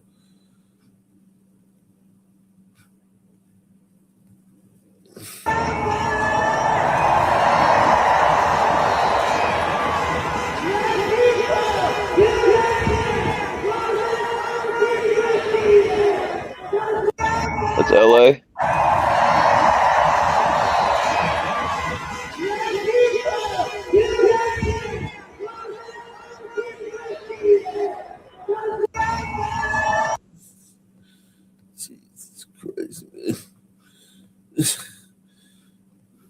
Jesus Christ, man. Fucking A, man.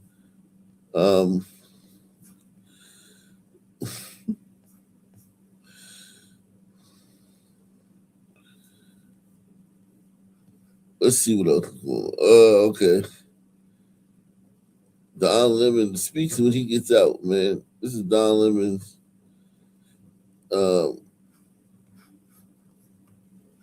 Former CNN anchor turned independent journalist Don Lemon appeared in federal court this afternoon to face charges related to a live streaming report he did at a protest during a church service in St. Paul, Minnesota. Here's what he told reporters afterwards. Last night, the DOJ sent a team of federal agents to arrest me in the middle of the night for something that I've been doing for the last 30 years, and that is covering the news. The First Amendment of the Constitution protects that work for me and for countless of other journalists who do what I do. I stand with all of them, and I will not be silent. I look forward to my day in court. Along with Don Lemon, 3 other people were arrested, including No, he doesn't. journalist Georgia Fort. She went before Judge Day. She joins us tonight. We'll have that interview in a moment. Attorney General Pam Bondi says the arrests are connected to a, quote, coordinated attack on City's church nearly 2 weeks ago. But Lemon and Ford say they were doing their jobs as journalists and were not protesters. All 4 arrested are charged with 1 count of conspiracy against right of religious freedom at place of worship, and 1 count of injure, intimidate, and interfere with exercise of right of religious freedom at place of worship. In announcing their arrests on social media this morning, Bondi used the words, quote, at my direction, which is not what you typically see from an attorney general. The White House has posted this photo with the words, when life gives you lemons, along with a chain emoji. President Trump has been critical, obviously, of Don Lemon for years. Lemon himself has not been shy in calling out the president and his administration. A magistrate judge had initially refused to allow federal officials to arrest Lemon and take him into custody, but they took it to a grand jury in Minnesota and got a felony indictment. The indictment, unsealed this afternoon, alleges that Don Lemon and the others charged, quote, oppressed, threatened, and intimidated the church congregants and pastors. Here's some of what Lemon said during that live stream. Take a look. I'm just here. I'm just here photographing. Are you okay? I'm not part of the group. I'm just here. Oh, you're just photographing, Don? No, that's what they're saying. So we're here just chronicling and reporting. We're not part of the activists, but we're here just reporting on them. Don Lemon's attorney released a statement saying, in part, quote, this unprecedented attack on the First Amendment and transparent attempt to distract attention from the many crises facing this administration will not stand. Don will fight these charges vigorously and thoroughly in court. When agents showed up at Georgia Fort's door yesterday, she started recording. Here's some of her message. Georgia Fort. Oh, man. Let's see what else is going on here, man.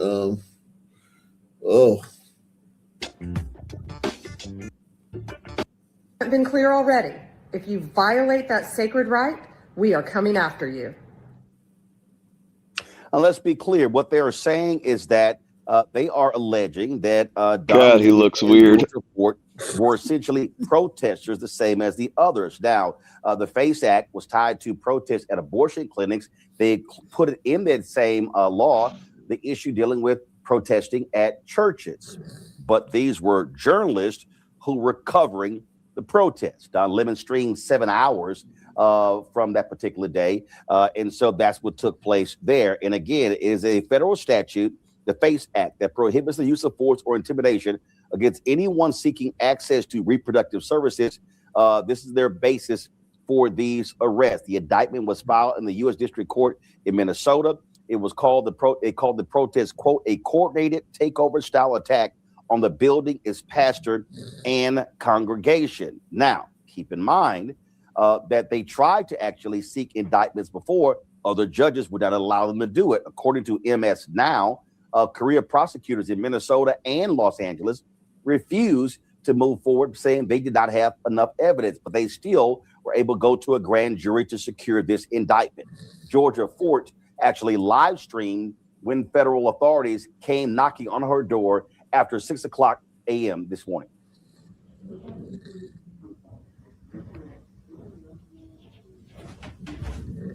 Yes. Okay. This is the same one. This is her dumbass Georgia Ford. Let's see. What else is going on out here in the news, man? Oh God, yikes! We have new video tonight showing a tactical situation in Grafton on Wednesday where investigators say 4 men connected to a burglary ring were hiding out. These men have since been charged, and as Stephanie Quirk explains, they appeared in court for the first time. She joins us now in the newsroom. Sam and Kim, although they were arrested in Grafton, authorities say the investigation actually started in Beaver Dam. Tonight, I spoke with one of the detectives there who explained how a little old-fashioned police work helped connect the dots.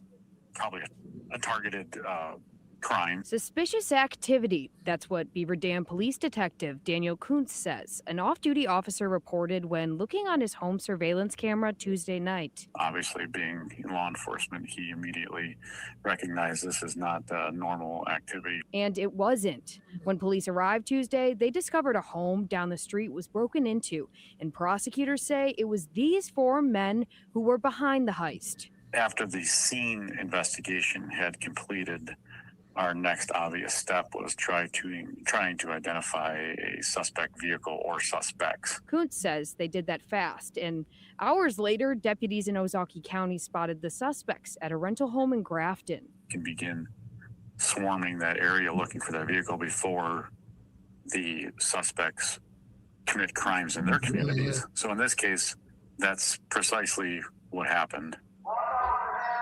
Surveillance video captured tactical units negotiating with the suspects, who police eventually arrested. When detectives searched the rental home, they discovered nearly $600,000 worth of cash, jewelry, and a hit list of 30 addresses linked to burglaries across the state, dating back to 2023. Investigators say they specifically targeted business owners of Asian descent. All 4 men are now charged with 4 counts of concealing Asian stolen hate. property. The sheriff's office says 3 of the 4 defendants are from Colombia. The court set bail for all 4 men at $1 million. Back to you guys in studio. It's going to be interesting to see where those other addresses were, where these burglaries actually happened. So those police departments are looking forward to that information as well. Stephanie Quirk, live for us in the newsroom. Thanks.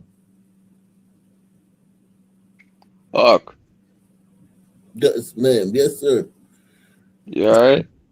I'm good, man. I'm just looking at these videos. Which one I'm going to play next?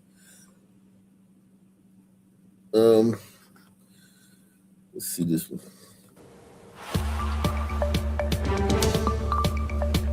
In the courtroom today, a judge ordered a 16-year-old held without bond at the Marion County Adult Detention Center accused of shooting and killing his barber. Rich and I had his camera in the courtroom for Yo, being a black barber is like literally more dangerous than being like a white, like fucking bail bondsman and shit.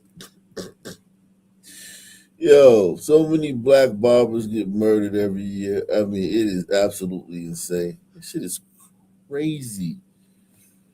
Accused of shooting and killing his barber. Rich and I had his camera in the courtroom for Dominic Sherman's initial hearing and spoke afterwards to the victim's mother. Dominique Sherman wore a green jail uniform into court Friday morning, signifying he is a juvenile. But Sherman will be tried as an adult. What's your date of birth, please? 7/17/09. And how old are you, sir? 16. All right, sir, the state has charged you with count 1, murder, a felony. Judge Cynthia Ochin read the charges against Sherman. He's accused of shooting and killing 35-year-old Stephen Coach. Sherman lived at the City View Apartments. Coach was a barber and traveled to his clients. He had cut Sherman's hair in the lounge on the top floor of the building. But court records say that on November 8th last year, Coach came here to trade a watch for a gun from Sherman. Just a block. Oh, okay, yeah. You traded a watch for a gun for this fucking guy? Like, Sounds good.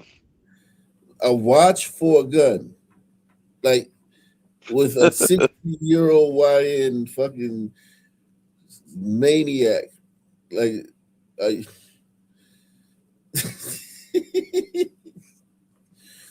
Yo, that was not a good decision, brother.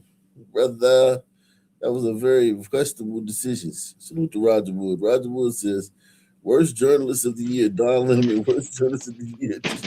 So, yeah, Well, see, you're forgetting his master plan was to make the swap and then rob the man back. make the swap and then rob him back.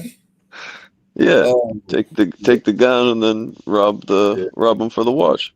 Yeah, it's just so fucking such a bad move. But when you live in the ghetto, you live in the hood, you know, you used to be the same type of fucking guy probably. That's crazy. You know? Just a block away at 39th in Pennsylvania, Sherman allegedly shot Coach, then ran back to City View and stole his car. The mother of Coach's 4 children, Coach's own mother, his sister, and a friend were all at the hearing on Friday. Coach's mother wants to protect her identity, but she did want to talk about her son. All Stephen wanted to do is provide for his family, very giving. He would even cut hair for free just to build his clientele. He wasn't a bad person at all. Sherman asked for and received a public defender. His trial is scheduled March 23rd. You never picture burying your child. This is very devastating for our family. Oh, he was happy. He was happy, man. I feel bad, man. You killed this happy brother, man.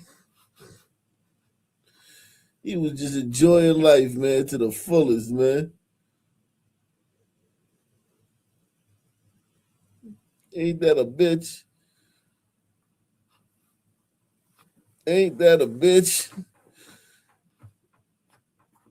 Hanging around that white girl, man, he lost his edge. He lost his edge hanging around that white girl, man. I wonder if he brought a gun with him. He might have, yeah. That little nigga shot his ass and then went back and stole his car.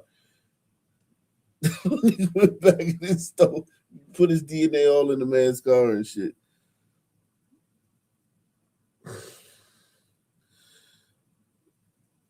The little YN, 16 years old, he did a lot of stupid shit. This guy, damn, hanging with these little fucking street urchins. You got this beautiful family. Think about it, right? These little kids, right? These beautiful kids. You can't even tell them what happened to their father, right? Like, you know how, like, if your dad, like, dies in, like, you know, whatever, like, you know, he dies of, like, some disease or he dies in an accident or something. You know, you tell the kid, yeah, well, daddy, you know, when they get older, you know, you tell them, I'm not telling them when they get older, right? Yeah, dad, yeah, your dad, you know, he was at work and shit, and he was driving the forklift and the shit fell on top of him. You know what I mean?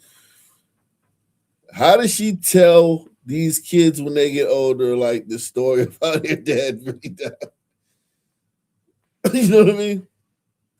Like, yeah. Maybe she'll blame the white man. I don't know. I mean, maybe, but it's gonna be tough to blame the white man in this one. I mean, like, They always find a way. Yeah, that's true. Damn. And to happen from a minor, I have no words. Here's the thing. That kid, look how little his head is, right? You see, remember we were talking about skull size the other day? Look how little his head is and shit. He don't have enough room in there. In this part, look how little this part is. This part's supposed to be out here. He don't have enough room to care. Even if this kid wanted, seriously, I'm serious, man. Even if he wanted to care. I mean, I'm talking about genuinely care, KB. You know how it is. You know how it is. Like, yes, of course, he's sad that he's getting held accountable for it. Yeah, he cares about that. I'm talking about, like, if he wanted to be remorseful about actually ending that guy's life and all the reverberations of that part. You know what I mean? Yeah, the capacity. Yeah, he couldn't. You know what I mean? He can't. I have no words. Coach's longtime partner held their 1-month-old baby outside the courtroom. Damn, he A didn't daughter even make the white girl an honest woman, man. He ain't even married a white girl, man. You niggas ain't shit, man. Yeah, that's pretty low. Talking about his longtime partner. That nigga, he looked like a street guy. He probably was a street guy. Yeah, he looked like, you can still look at him, the chains, you know what I'm saying? What happened to him? Like what happened to him and shit. And Yeah. just the look, you know what I mean? He do look like he would probably be a street guy, you know what I mean? Like he was probably like, bro, no, baby, we is married. You wifey. Probably called her wifey and shit. You wifey, man. held their 1-month-old baby outside the courtroom. A daughter Coach never got to meet. Damn. In Indianapolis, Rich Knight, 13 News. Court records say that investigators have collected surveillance video from several sources of Sherman and Coach together in the area that night, including the moments right after the shooting. Jeez.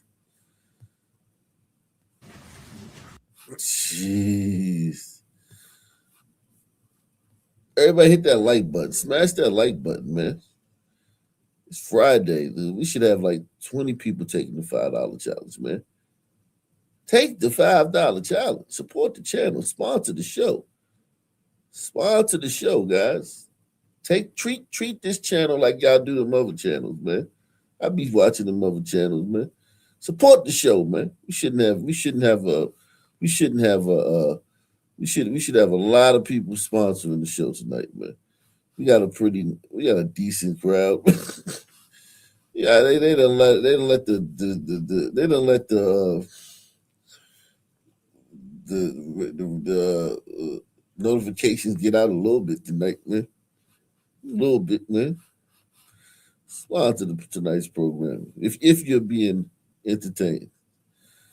Become a White member. Settlement police are looking for the people who shot and killed a woman at a home this afternoon. The department released these photos of at least 2 of the young suspects they're looking for right now. The photos give a clear picture of the upper halves of their faces. Even though they're masked, it's still going to be tough unless you know them. The old you know them, then you know them. This shooting happened at the White Settlement.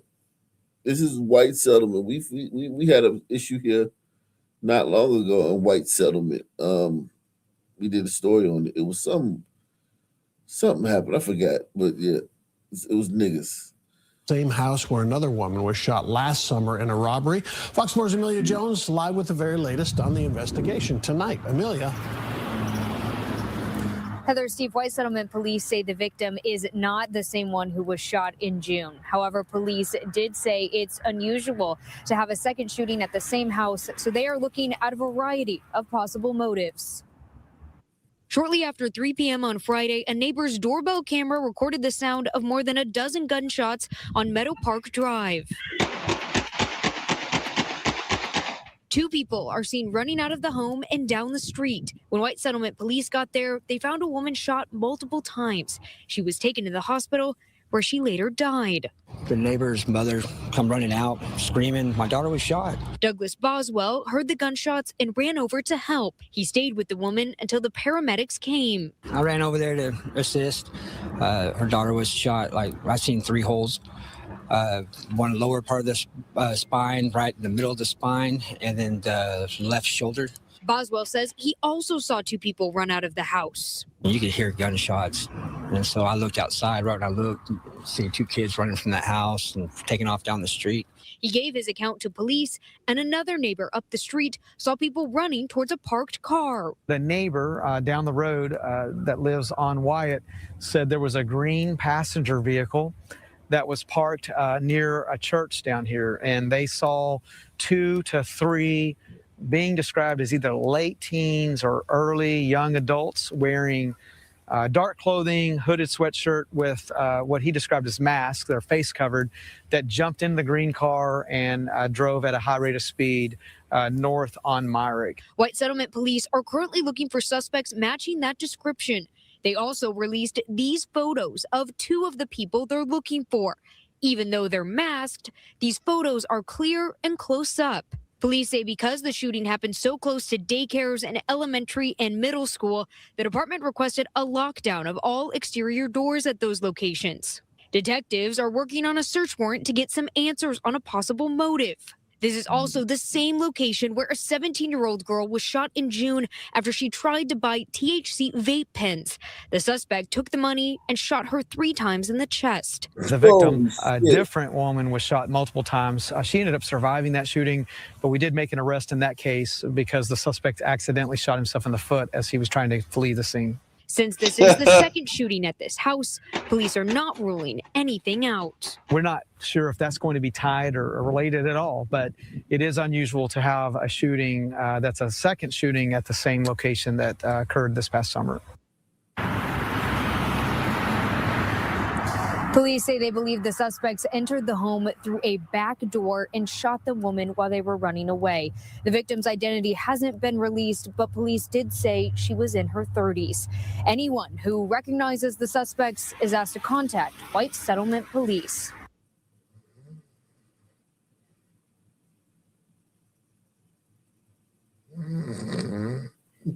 Let's see. Jefferson Parish deputy killed a fatal honk. Fatal honk. Dang. A North County father shot and killed in front of his young daughter. Police say Edward Johnson's murder happened in broad daylight after an encounter with pedestrians turned deadly. The family is only... Yo, listen, this is one thing my stepfather used to always tell me, man. He used to always tell me, don't honk at niggas, right? Don't honk at niggas, right? Because in DC, what a lot of dudes, like, they're real arrogant, right? You got a lot of the street guys are very arrogant, right? So when they're in their neighborhood, they'll say for instance, you pull up, KB, right? I'm on the block, you pull up, right? And it's like a 1-lane street, right? And I come to the car and I'm talking to you through the window, right? So you're just parked, you're in the middle of the street, blocking the whole lane. I'm in the window, leaned over, talking to you, right? Well, like in DC, I don't know how I'm sure it's like this everywhere because niggas are the same everywhere. Them niggas, if a car pull up behind that car, them niggas they not gonna just like, just, hey man, circle the block and let this guy go around. No, they're gonna just sit there and keep talking and act like you don't exist. You know what I mean? Like you know what I mean? Like you're just fuck you. You know what I'm saying? Like fuck you. You know, like they don't give a fuck. And if you honk your horn, then they're gonna want to assault you with some shit. You know what I mean? And that's just the way niggas are. You know what I mean? It's just the way, you can't fix that, right? So it's like, yeah, my dad, my stepdad used to always tell me, man, yeah, don't honk at niggas, man. Don't honk at niggas. If you gotta honk at a nigga, just tap it. Tap the horn, like boop, like boop it, like a clown nose. You know what I'm saying? But don't be heavy on the horn. You know what I mean? Don't aggravate the son, man. Yeah. Because the son man will kill you. Just get his attention. Yeah, anywhere. Sometimes it's best to just wait. Because a lot of times they just being assholes and they don't want to feel like you made them move. Like if they're talking, they don't want to feel like, oh, we moved for this person.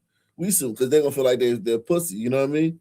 It's their own, a lot of times it's the son man's own internal shit that's, you know what I mean, causing a lot of the problems. Press 1.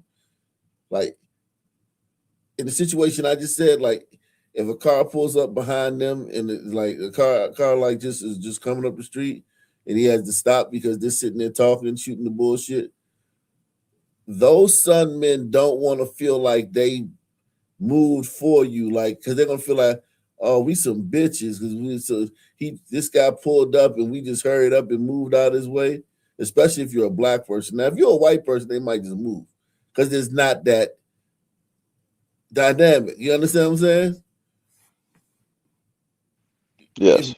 Yes, but if you're a young black guy like them or something, they gonna feel like, man, we ain't no bitches. We ain't just gonna hurry up and move. Just dig a thing.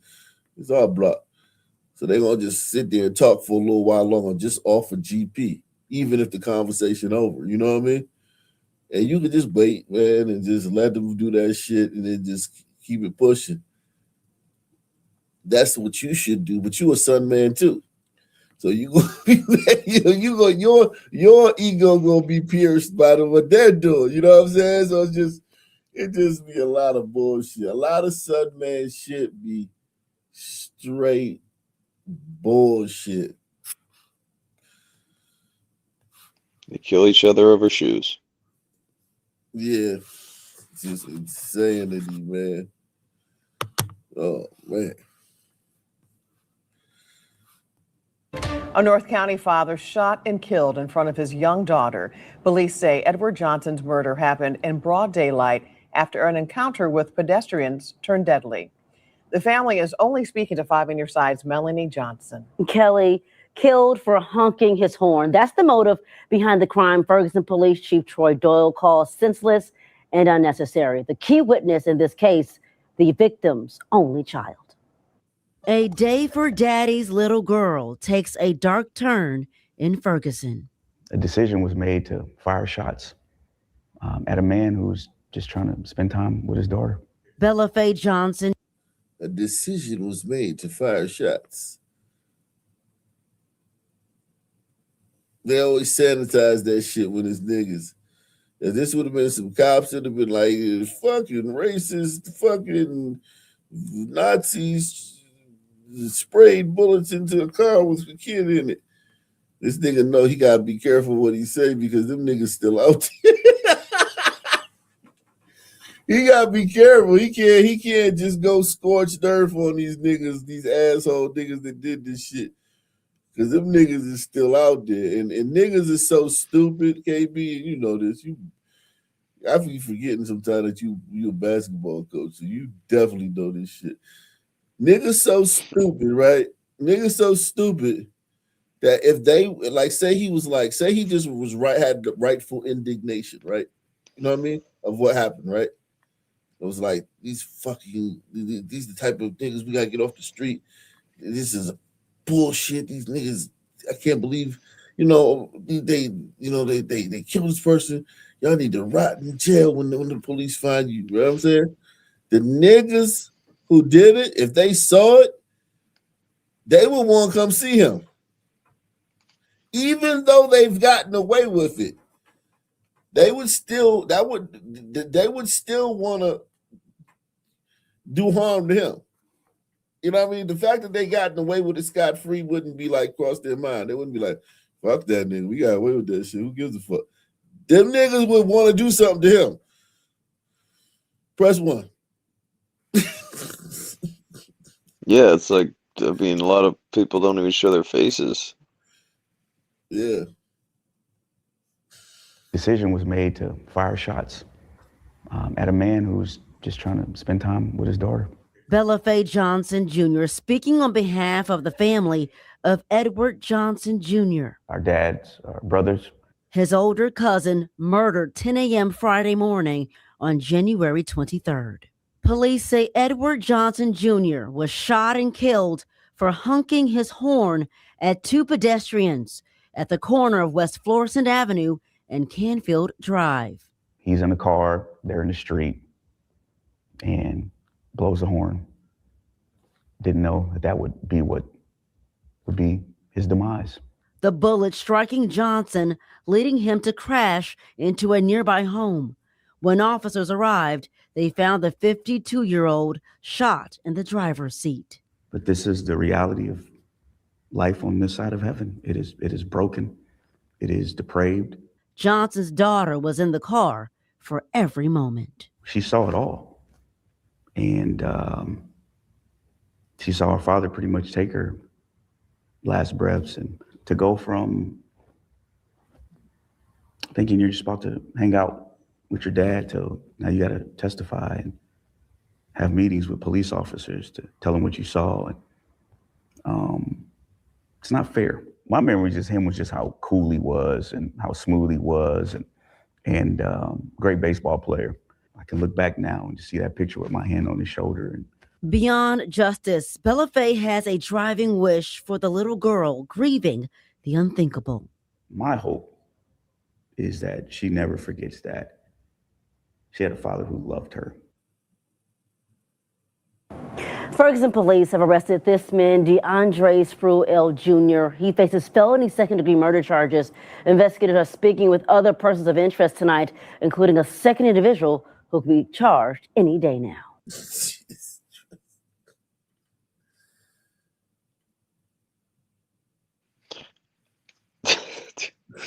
I got nothing.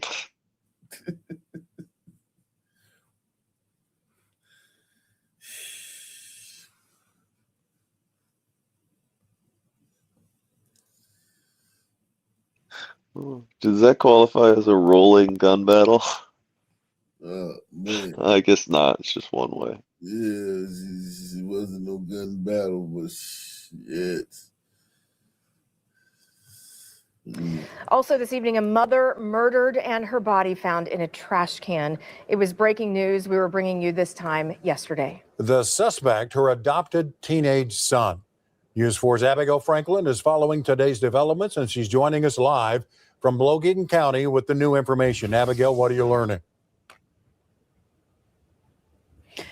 Well, Kevin, Heather, there are still a lot of unanswered questions surrounding this case, but we do know that the son that is in custody is her adopted son, and the victim's name is Spring Weems. This is an incredibly sad story. You're talking about a woman who lost her life in just a brutal way. The Oklahoma State Bureau of Investigation is trying to piece together what happened to a mother who was murdered and her body dumped in a trash can outside of her home in Logan County. What we have so far is what I had described last night, is that the woman did sustain injuries that are consistent with homicide at this time. OSBI says the woman is 49-year-old Spring Weems. She was found by Logan County deputies after someone called 911 reporting two boys fighting outside the home. As soon as we arrived, there was a statement made that the body was going to be in a trash can outside of the home. The woman's adopted son was arrested on complaints of first-degree murder. Neighbors tell News 4 the teen is a freshman in high school. We're still looking into the exact motive, why this occurred. I spoke with the neighbor who made the call to 911. She did not want to go on camera, but she says she saw police there earlier that day for a welfare check because the woman was missing. She says 30 minutes later, two teenagers were outside fighting. When she ran over to break them up, she says one of them told her, "He just killed my mom." We're going to go through the normal protocols of finding a safe place. What were you thinking when you first heard this story? Okay, be honest. What were you thinking about, like, let's just say the racial demographics of the people? I mean, I did assume it was probably a son, but adopted kids could totally just go off. So it could be any kind of adopted kid, foster kids. The mother was the son, or you thought the kid was the son? Yeah, it could be a son kid. Usually adopted by glider parents, but foster kids will go off. They're just abused. So, so you thought that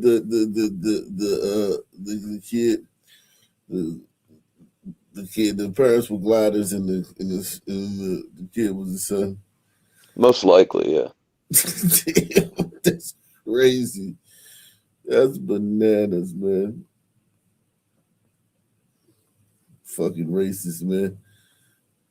Let's see. Mother mother murdered and her body found in a trash can.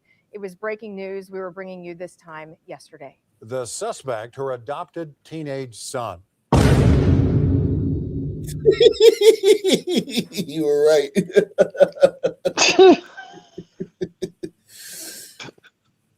He's biracial. She the way, baby. He's a Melungeon. Yeah, Melungeon. But still.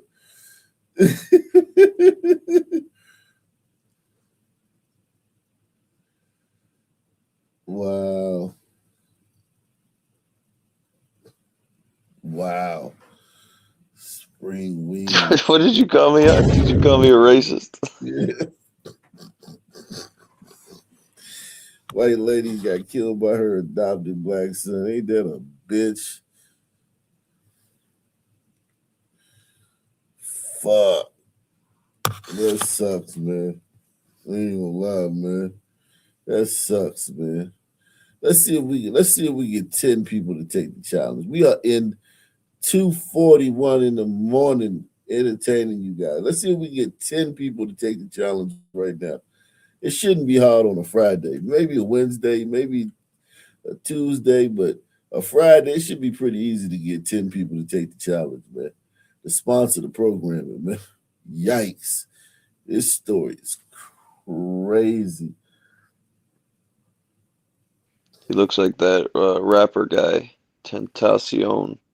Yeah, Extentacio. When I first heard this story, I'm not gonna lie, KB, I thought the same thing you thought, man. I was like, oh shit. Like fucking dumbass white woman probably adopted a black kid. And not just any black kid, like some fucking black kid from the puppy pound and shit. When he was like 11.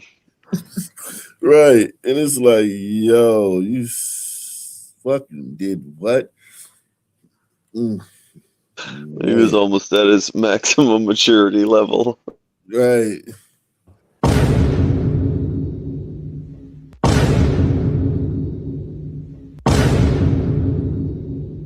Well, guys, that's right. And they say 16-year-old Jordan Weems has been charged as an adult in the killing of 49-year-old Spring Weems. However, we now have a lot more context on what led up to this. So here's what those court documents say. Jordan and his brother had recently gotten in trouble for sneaking out of their house at night. Look at that fucking house, man. Holy shit. How much you think that house is? Where is this? At least $1 million. That's a fucking palace. Yo, it'd be $100,000 to do that roof, man. $100,000 to change that roof, at least, man. It's in Colorado. Is it? Oh man, KOCO. Oklahoma. Probably $1 million. Fucking A.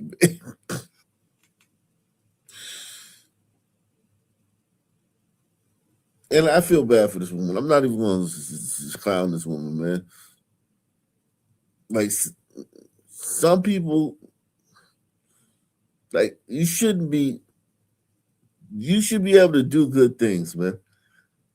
Like, whether she was a liberal, whether she hates, whether she celebrated when Charlie Kirk died, whether she thinks that I'm some fucking, traitor to my race because, Uncle Coon. Yeah, like that shit is irrelevant. You know what I mean? Oh yeah, I agree. She should be able to have, brought this sub-Saharan African DNA into her palace and not like been like murdered in her front yard. You know what I'm saying? How old was he? He looked like he was a teen. Looked like 17. Probably like someone like that. Jeez. Fucking A, man. Fucking A.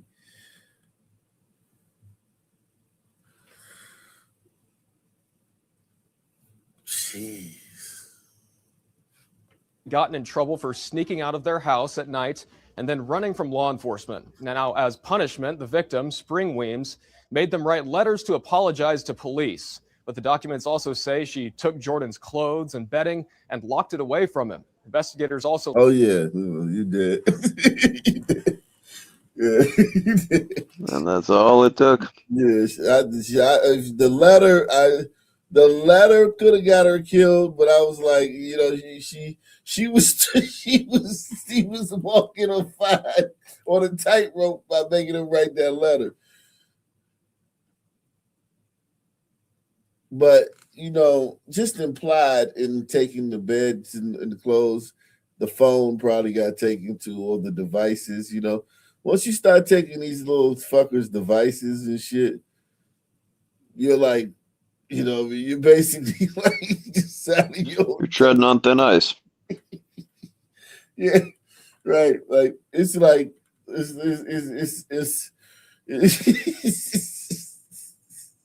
you should have just stopped with the letter, bitch. You know what I'm saying? Like, the letter wasn't enough. Yeah, that's a big no-no for the YN. Yeah. You can't have that. Yeah. She could... Let's just change the title. Woman commits suicide. Oklahoma woman commits suicide. Period. That's the story. You know what I'm saying? Like, fuck. What if before she adopted him, she knew that like he had like killed somebody? It's just they sealed the records, you know. Well, you know, I mean, like, she put her whole family in danger too. That's the other part. Like, she's lucky the cops came before she killed her biological son. You know what I mean? Oh yeah, you would have just murdered everybody. Yeah, because they said the biological son and the kid were fighting when the cops showed up. So yeah, like it's like, damn. Yeah, you're putting your whole family in danger. You know, she put her whole family in danger by bringing this guy around. It's an own goal. This was an own goal.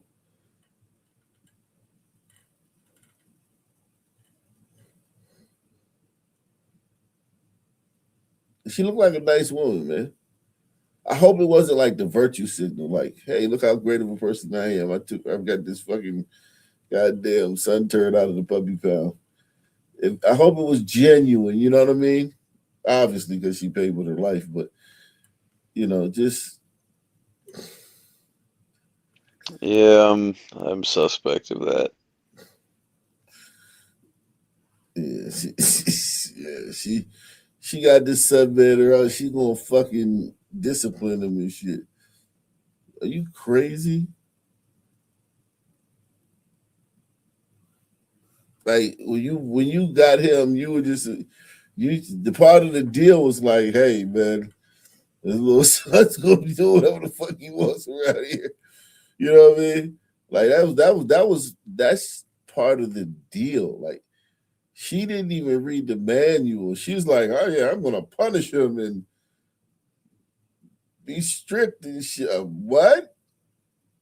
Bitch, you better get him when he like 2. So you can, you know, he can be used to that shit. You got this son, man, and he was... I wonder if anybody or what advice she was given. Like, did anybody say anything to her? Like, hey, you're fucked. Well, I would presume that if she's doing this, she don't have like based conservative friends and shit. You know what I'm saying? So she's probably in the echo chamber where people were probably thinking like, it's great. You know what I mean? This is a wonderful thing you're doing. You know? So Like, I'm sure she didn't get much pushback about it. if I were to adopt a glider kid, let alone a sun kid, I would certainly be asking people for some advice. Yeah, I would vet a glider kid too, definitely. Like I would vet the shit out of any kid I brought into my, because you're bringing it around the other people in your life didn't ask for this. So you bringing them around, you gotta be extra cautious because you gotta remember those other people. They didn't say, "Hey, yeah, bring them." Hey, you know what's missing from? Yeah, I mean, I think the biological son had a legitimate beef. Like, am I not good enough? Why do you need to adopt a kid? Yeah, like think about it right here. What's missing from this? Some trauma-filled, fucking rejected, fucking daddy and mommy issue having nigga. For real, man. When I look at it that way, it's like, fuck, she got something. If we could just, things are great now, but we really need to add some like fucking nigga that's been in like foster care getting abused and shit for the last few years.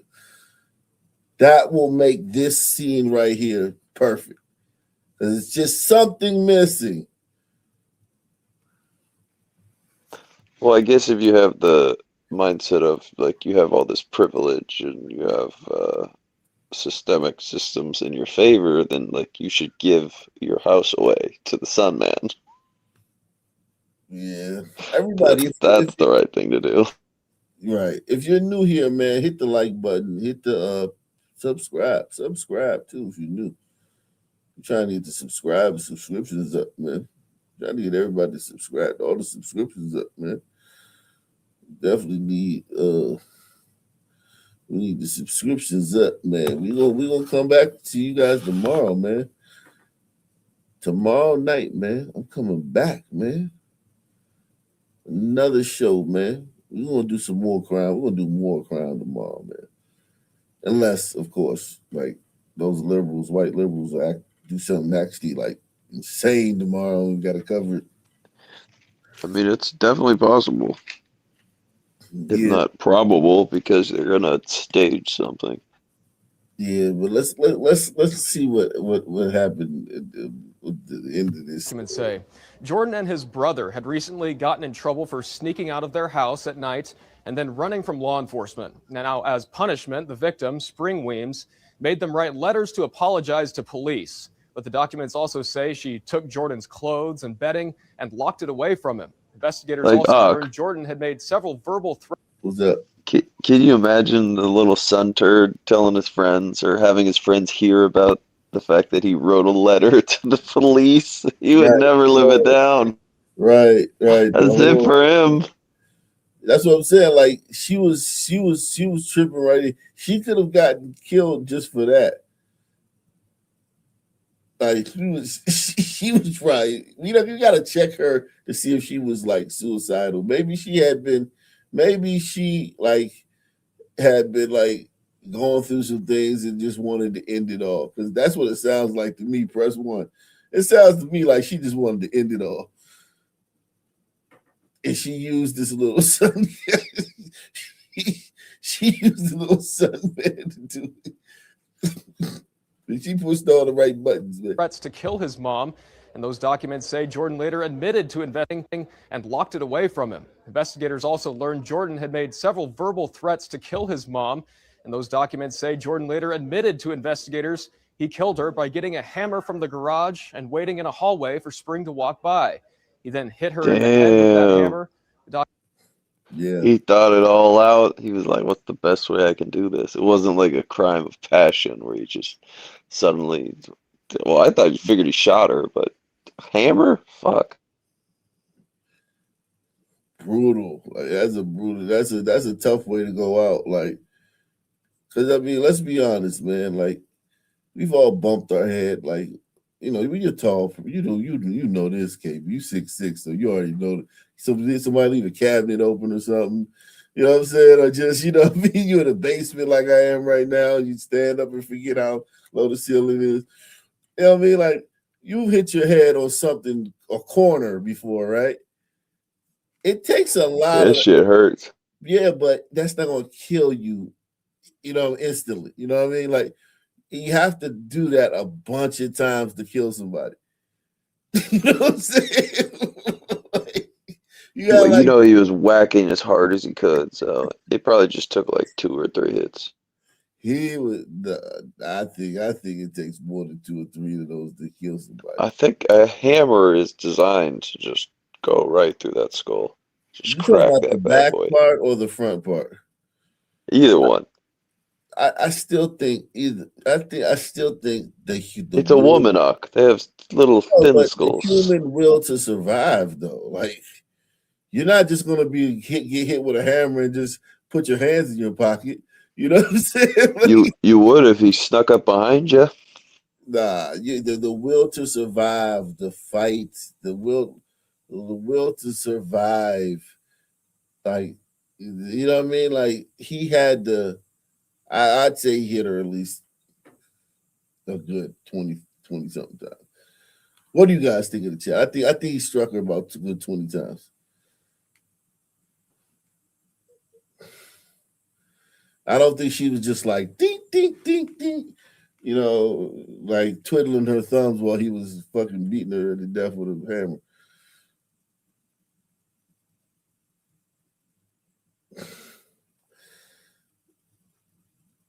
And yes, definitely, one can definitely kill somebody, but that's not.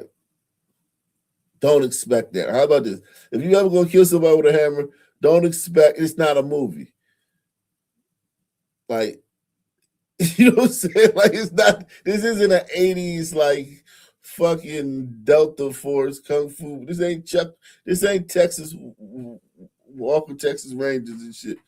He just pissed the guy on his fucking shoulder and he falls out and shit. Like, in real life, you gotta put in some work to kill people sometimes. They don't always just cooperate like that. Getting a hammer from the garage and waiting in a hallway for Spring to walk by. He then hit her in the head with that hammer. The documents say he put her body in a trash can and rolled it to the curb. Wednesday, the Logan County Undersheriff told us they responded to a call about 2 juveniles fighting in the street. When we arrived, we quickly detained the 2 individuals that were actively fighting. And then there were statements made that one of the parties involved made a statement that said, "Mom's in the trash can."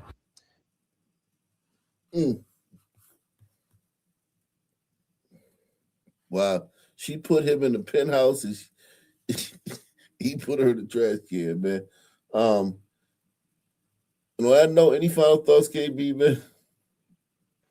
Feel bad for the son, the biological son. Yeah, man. Same black time, same black channel.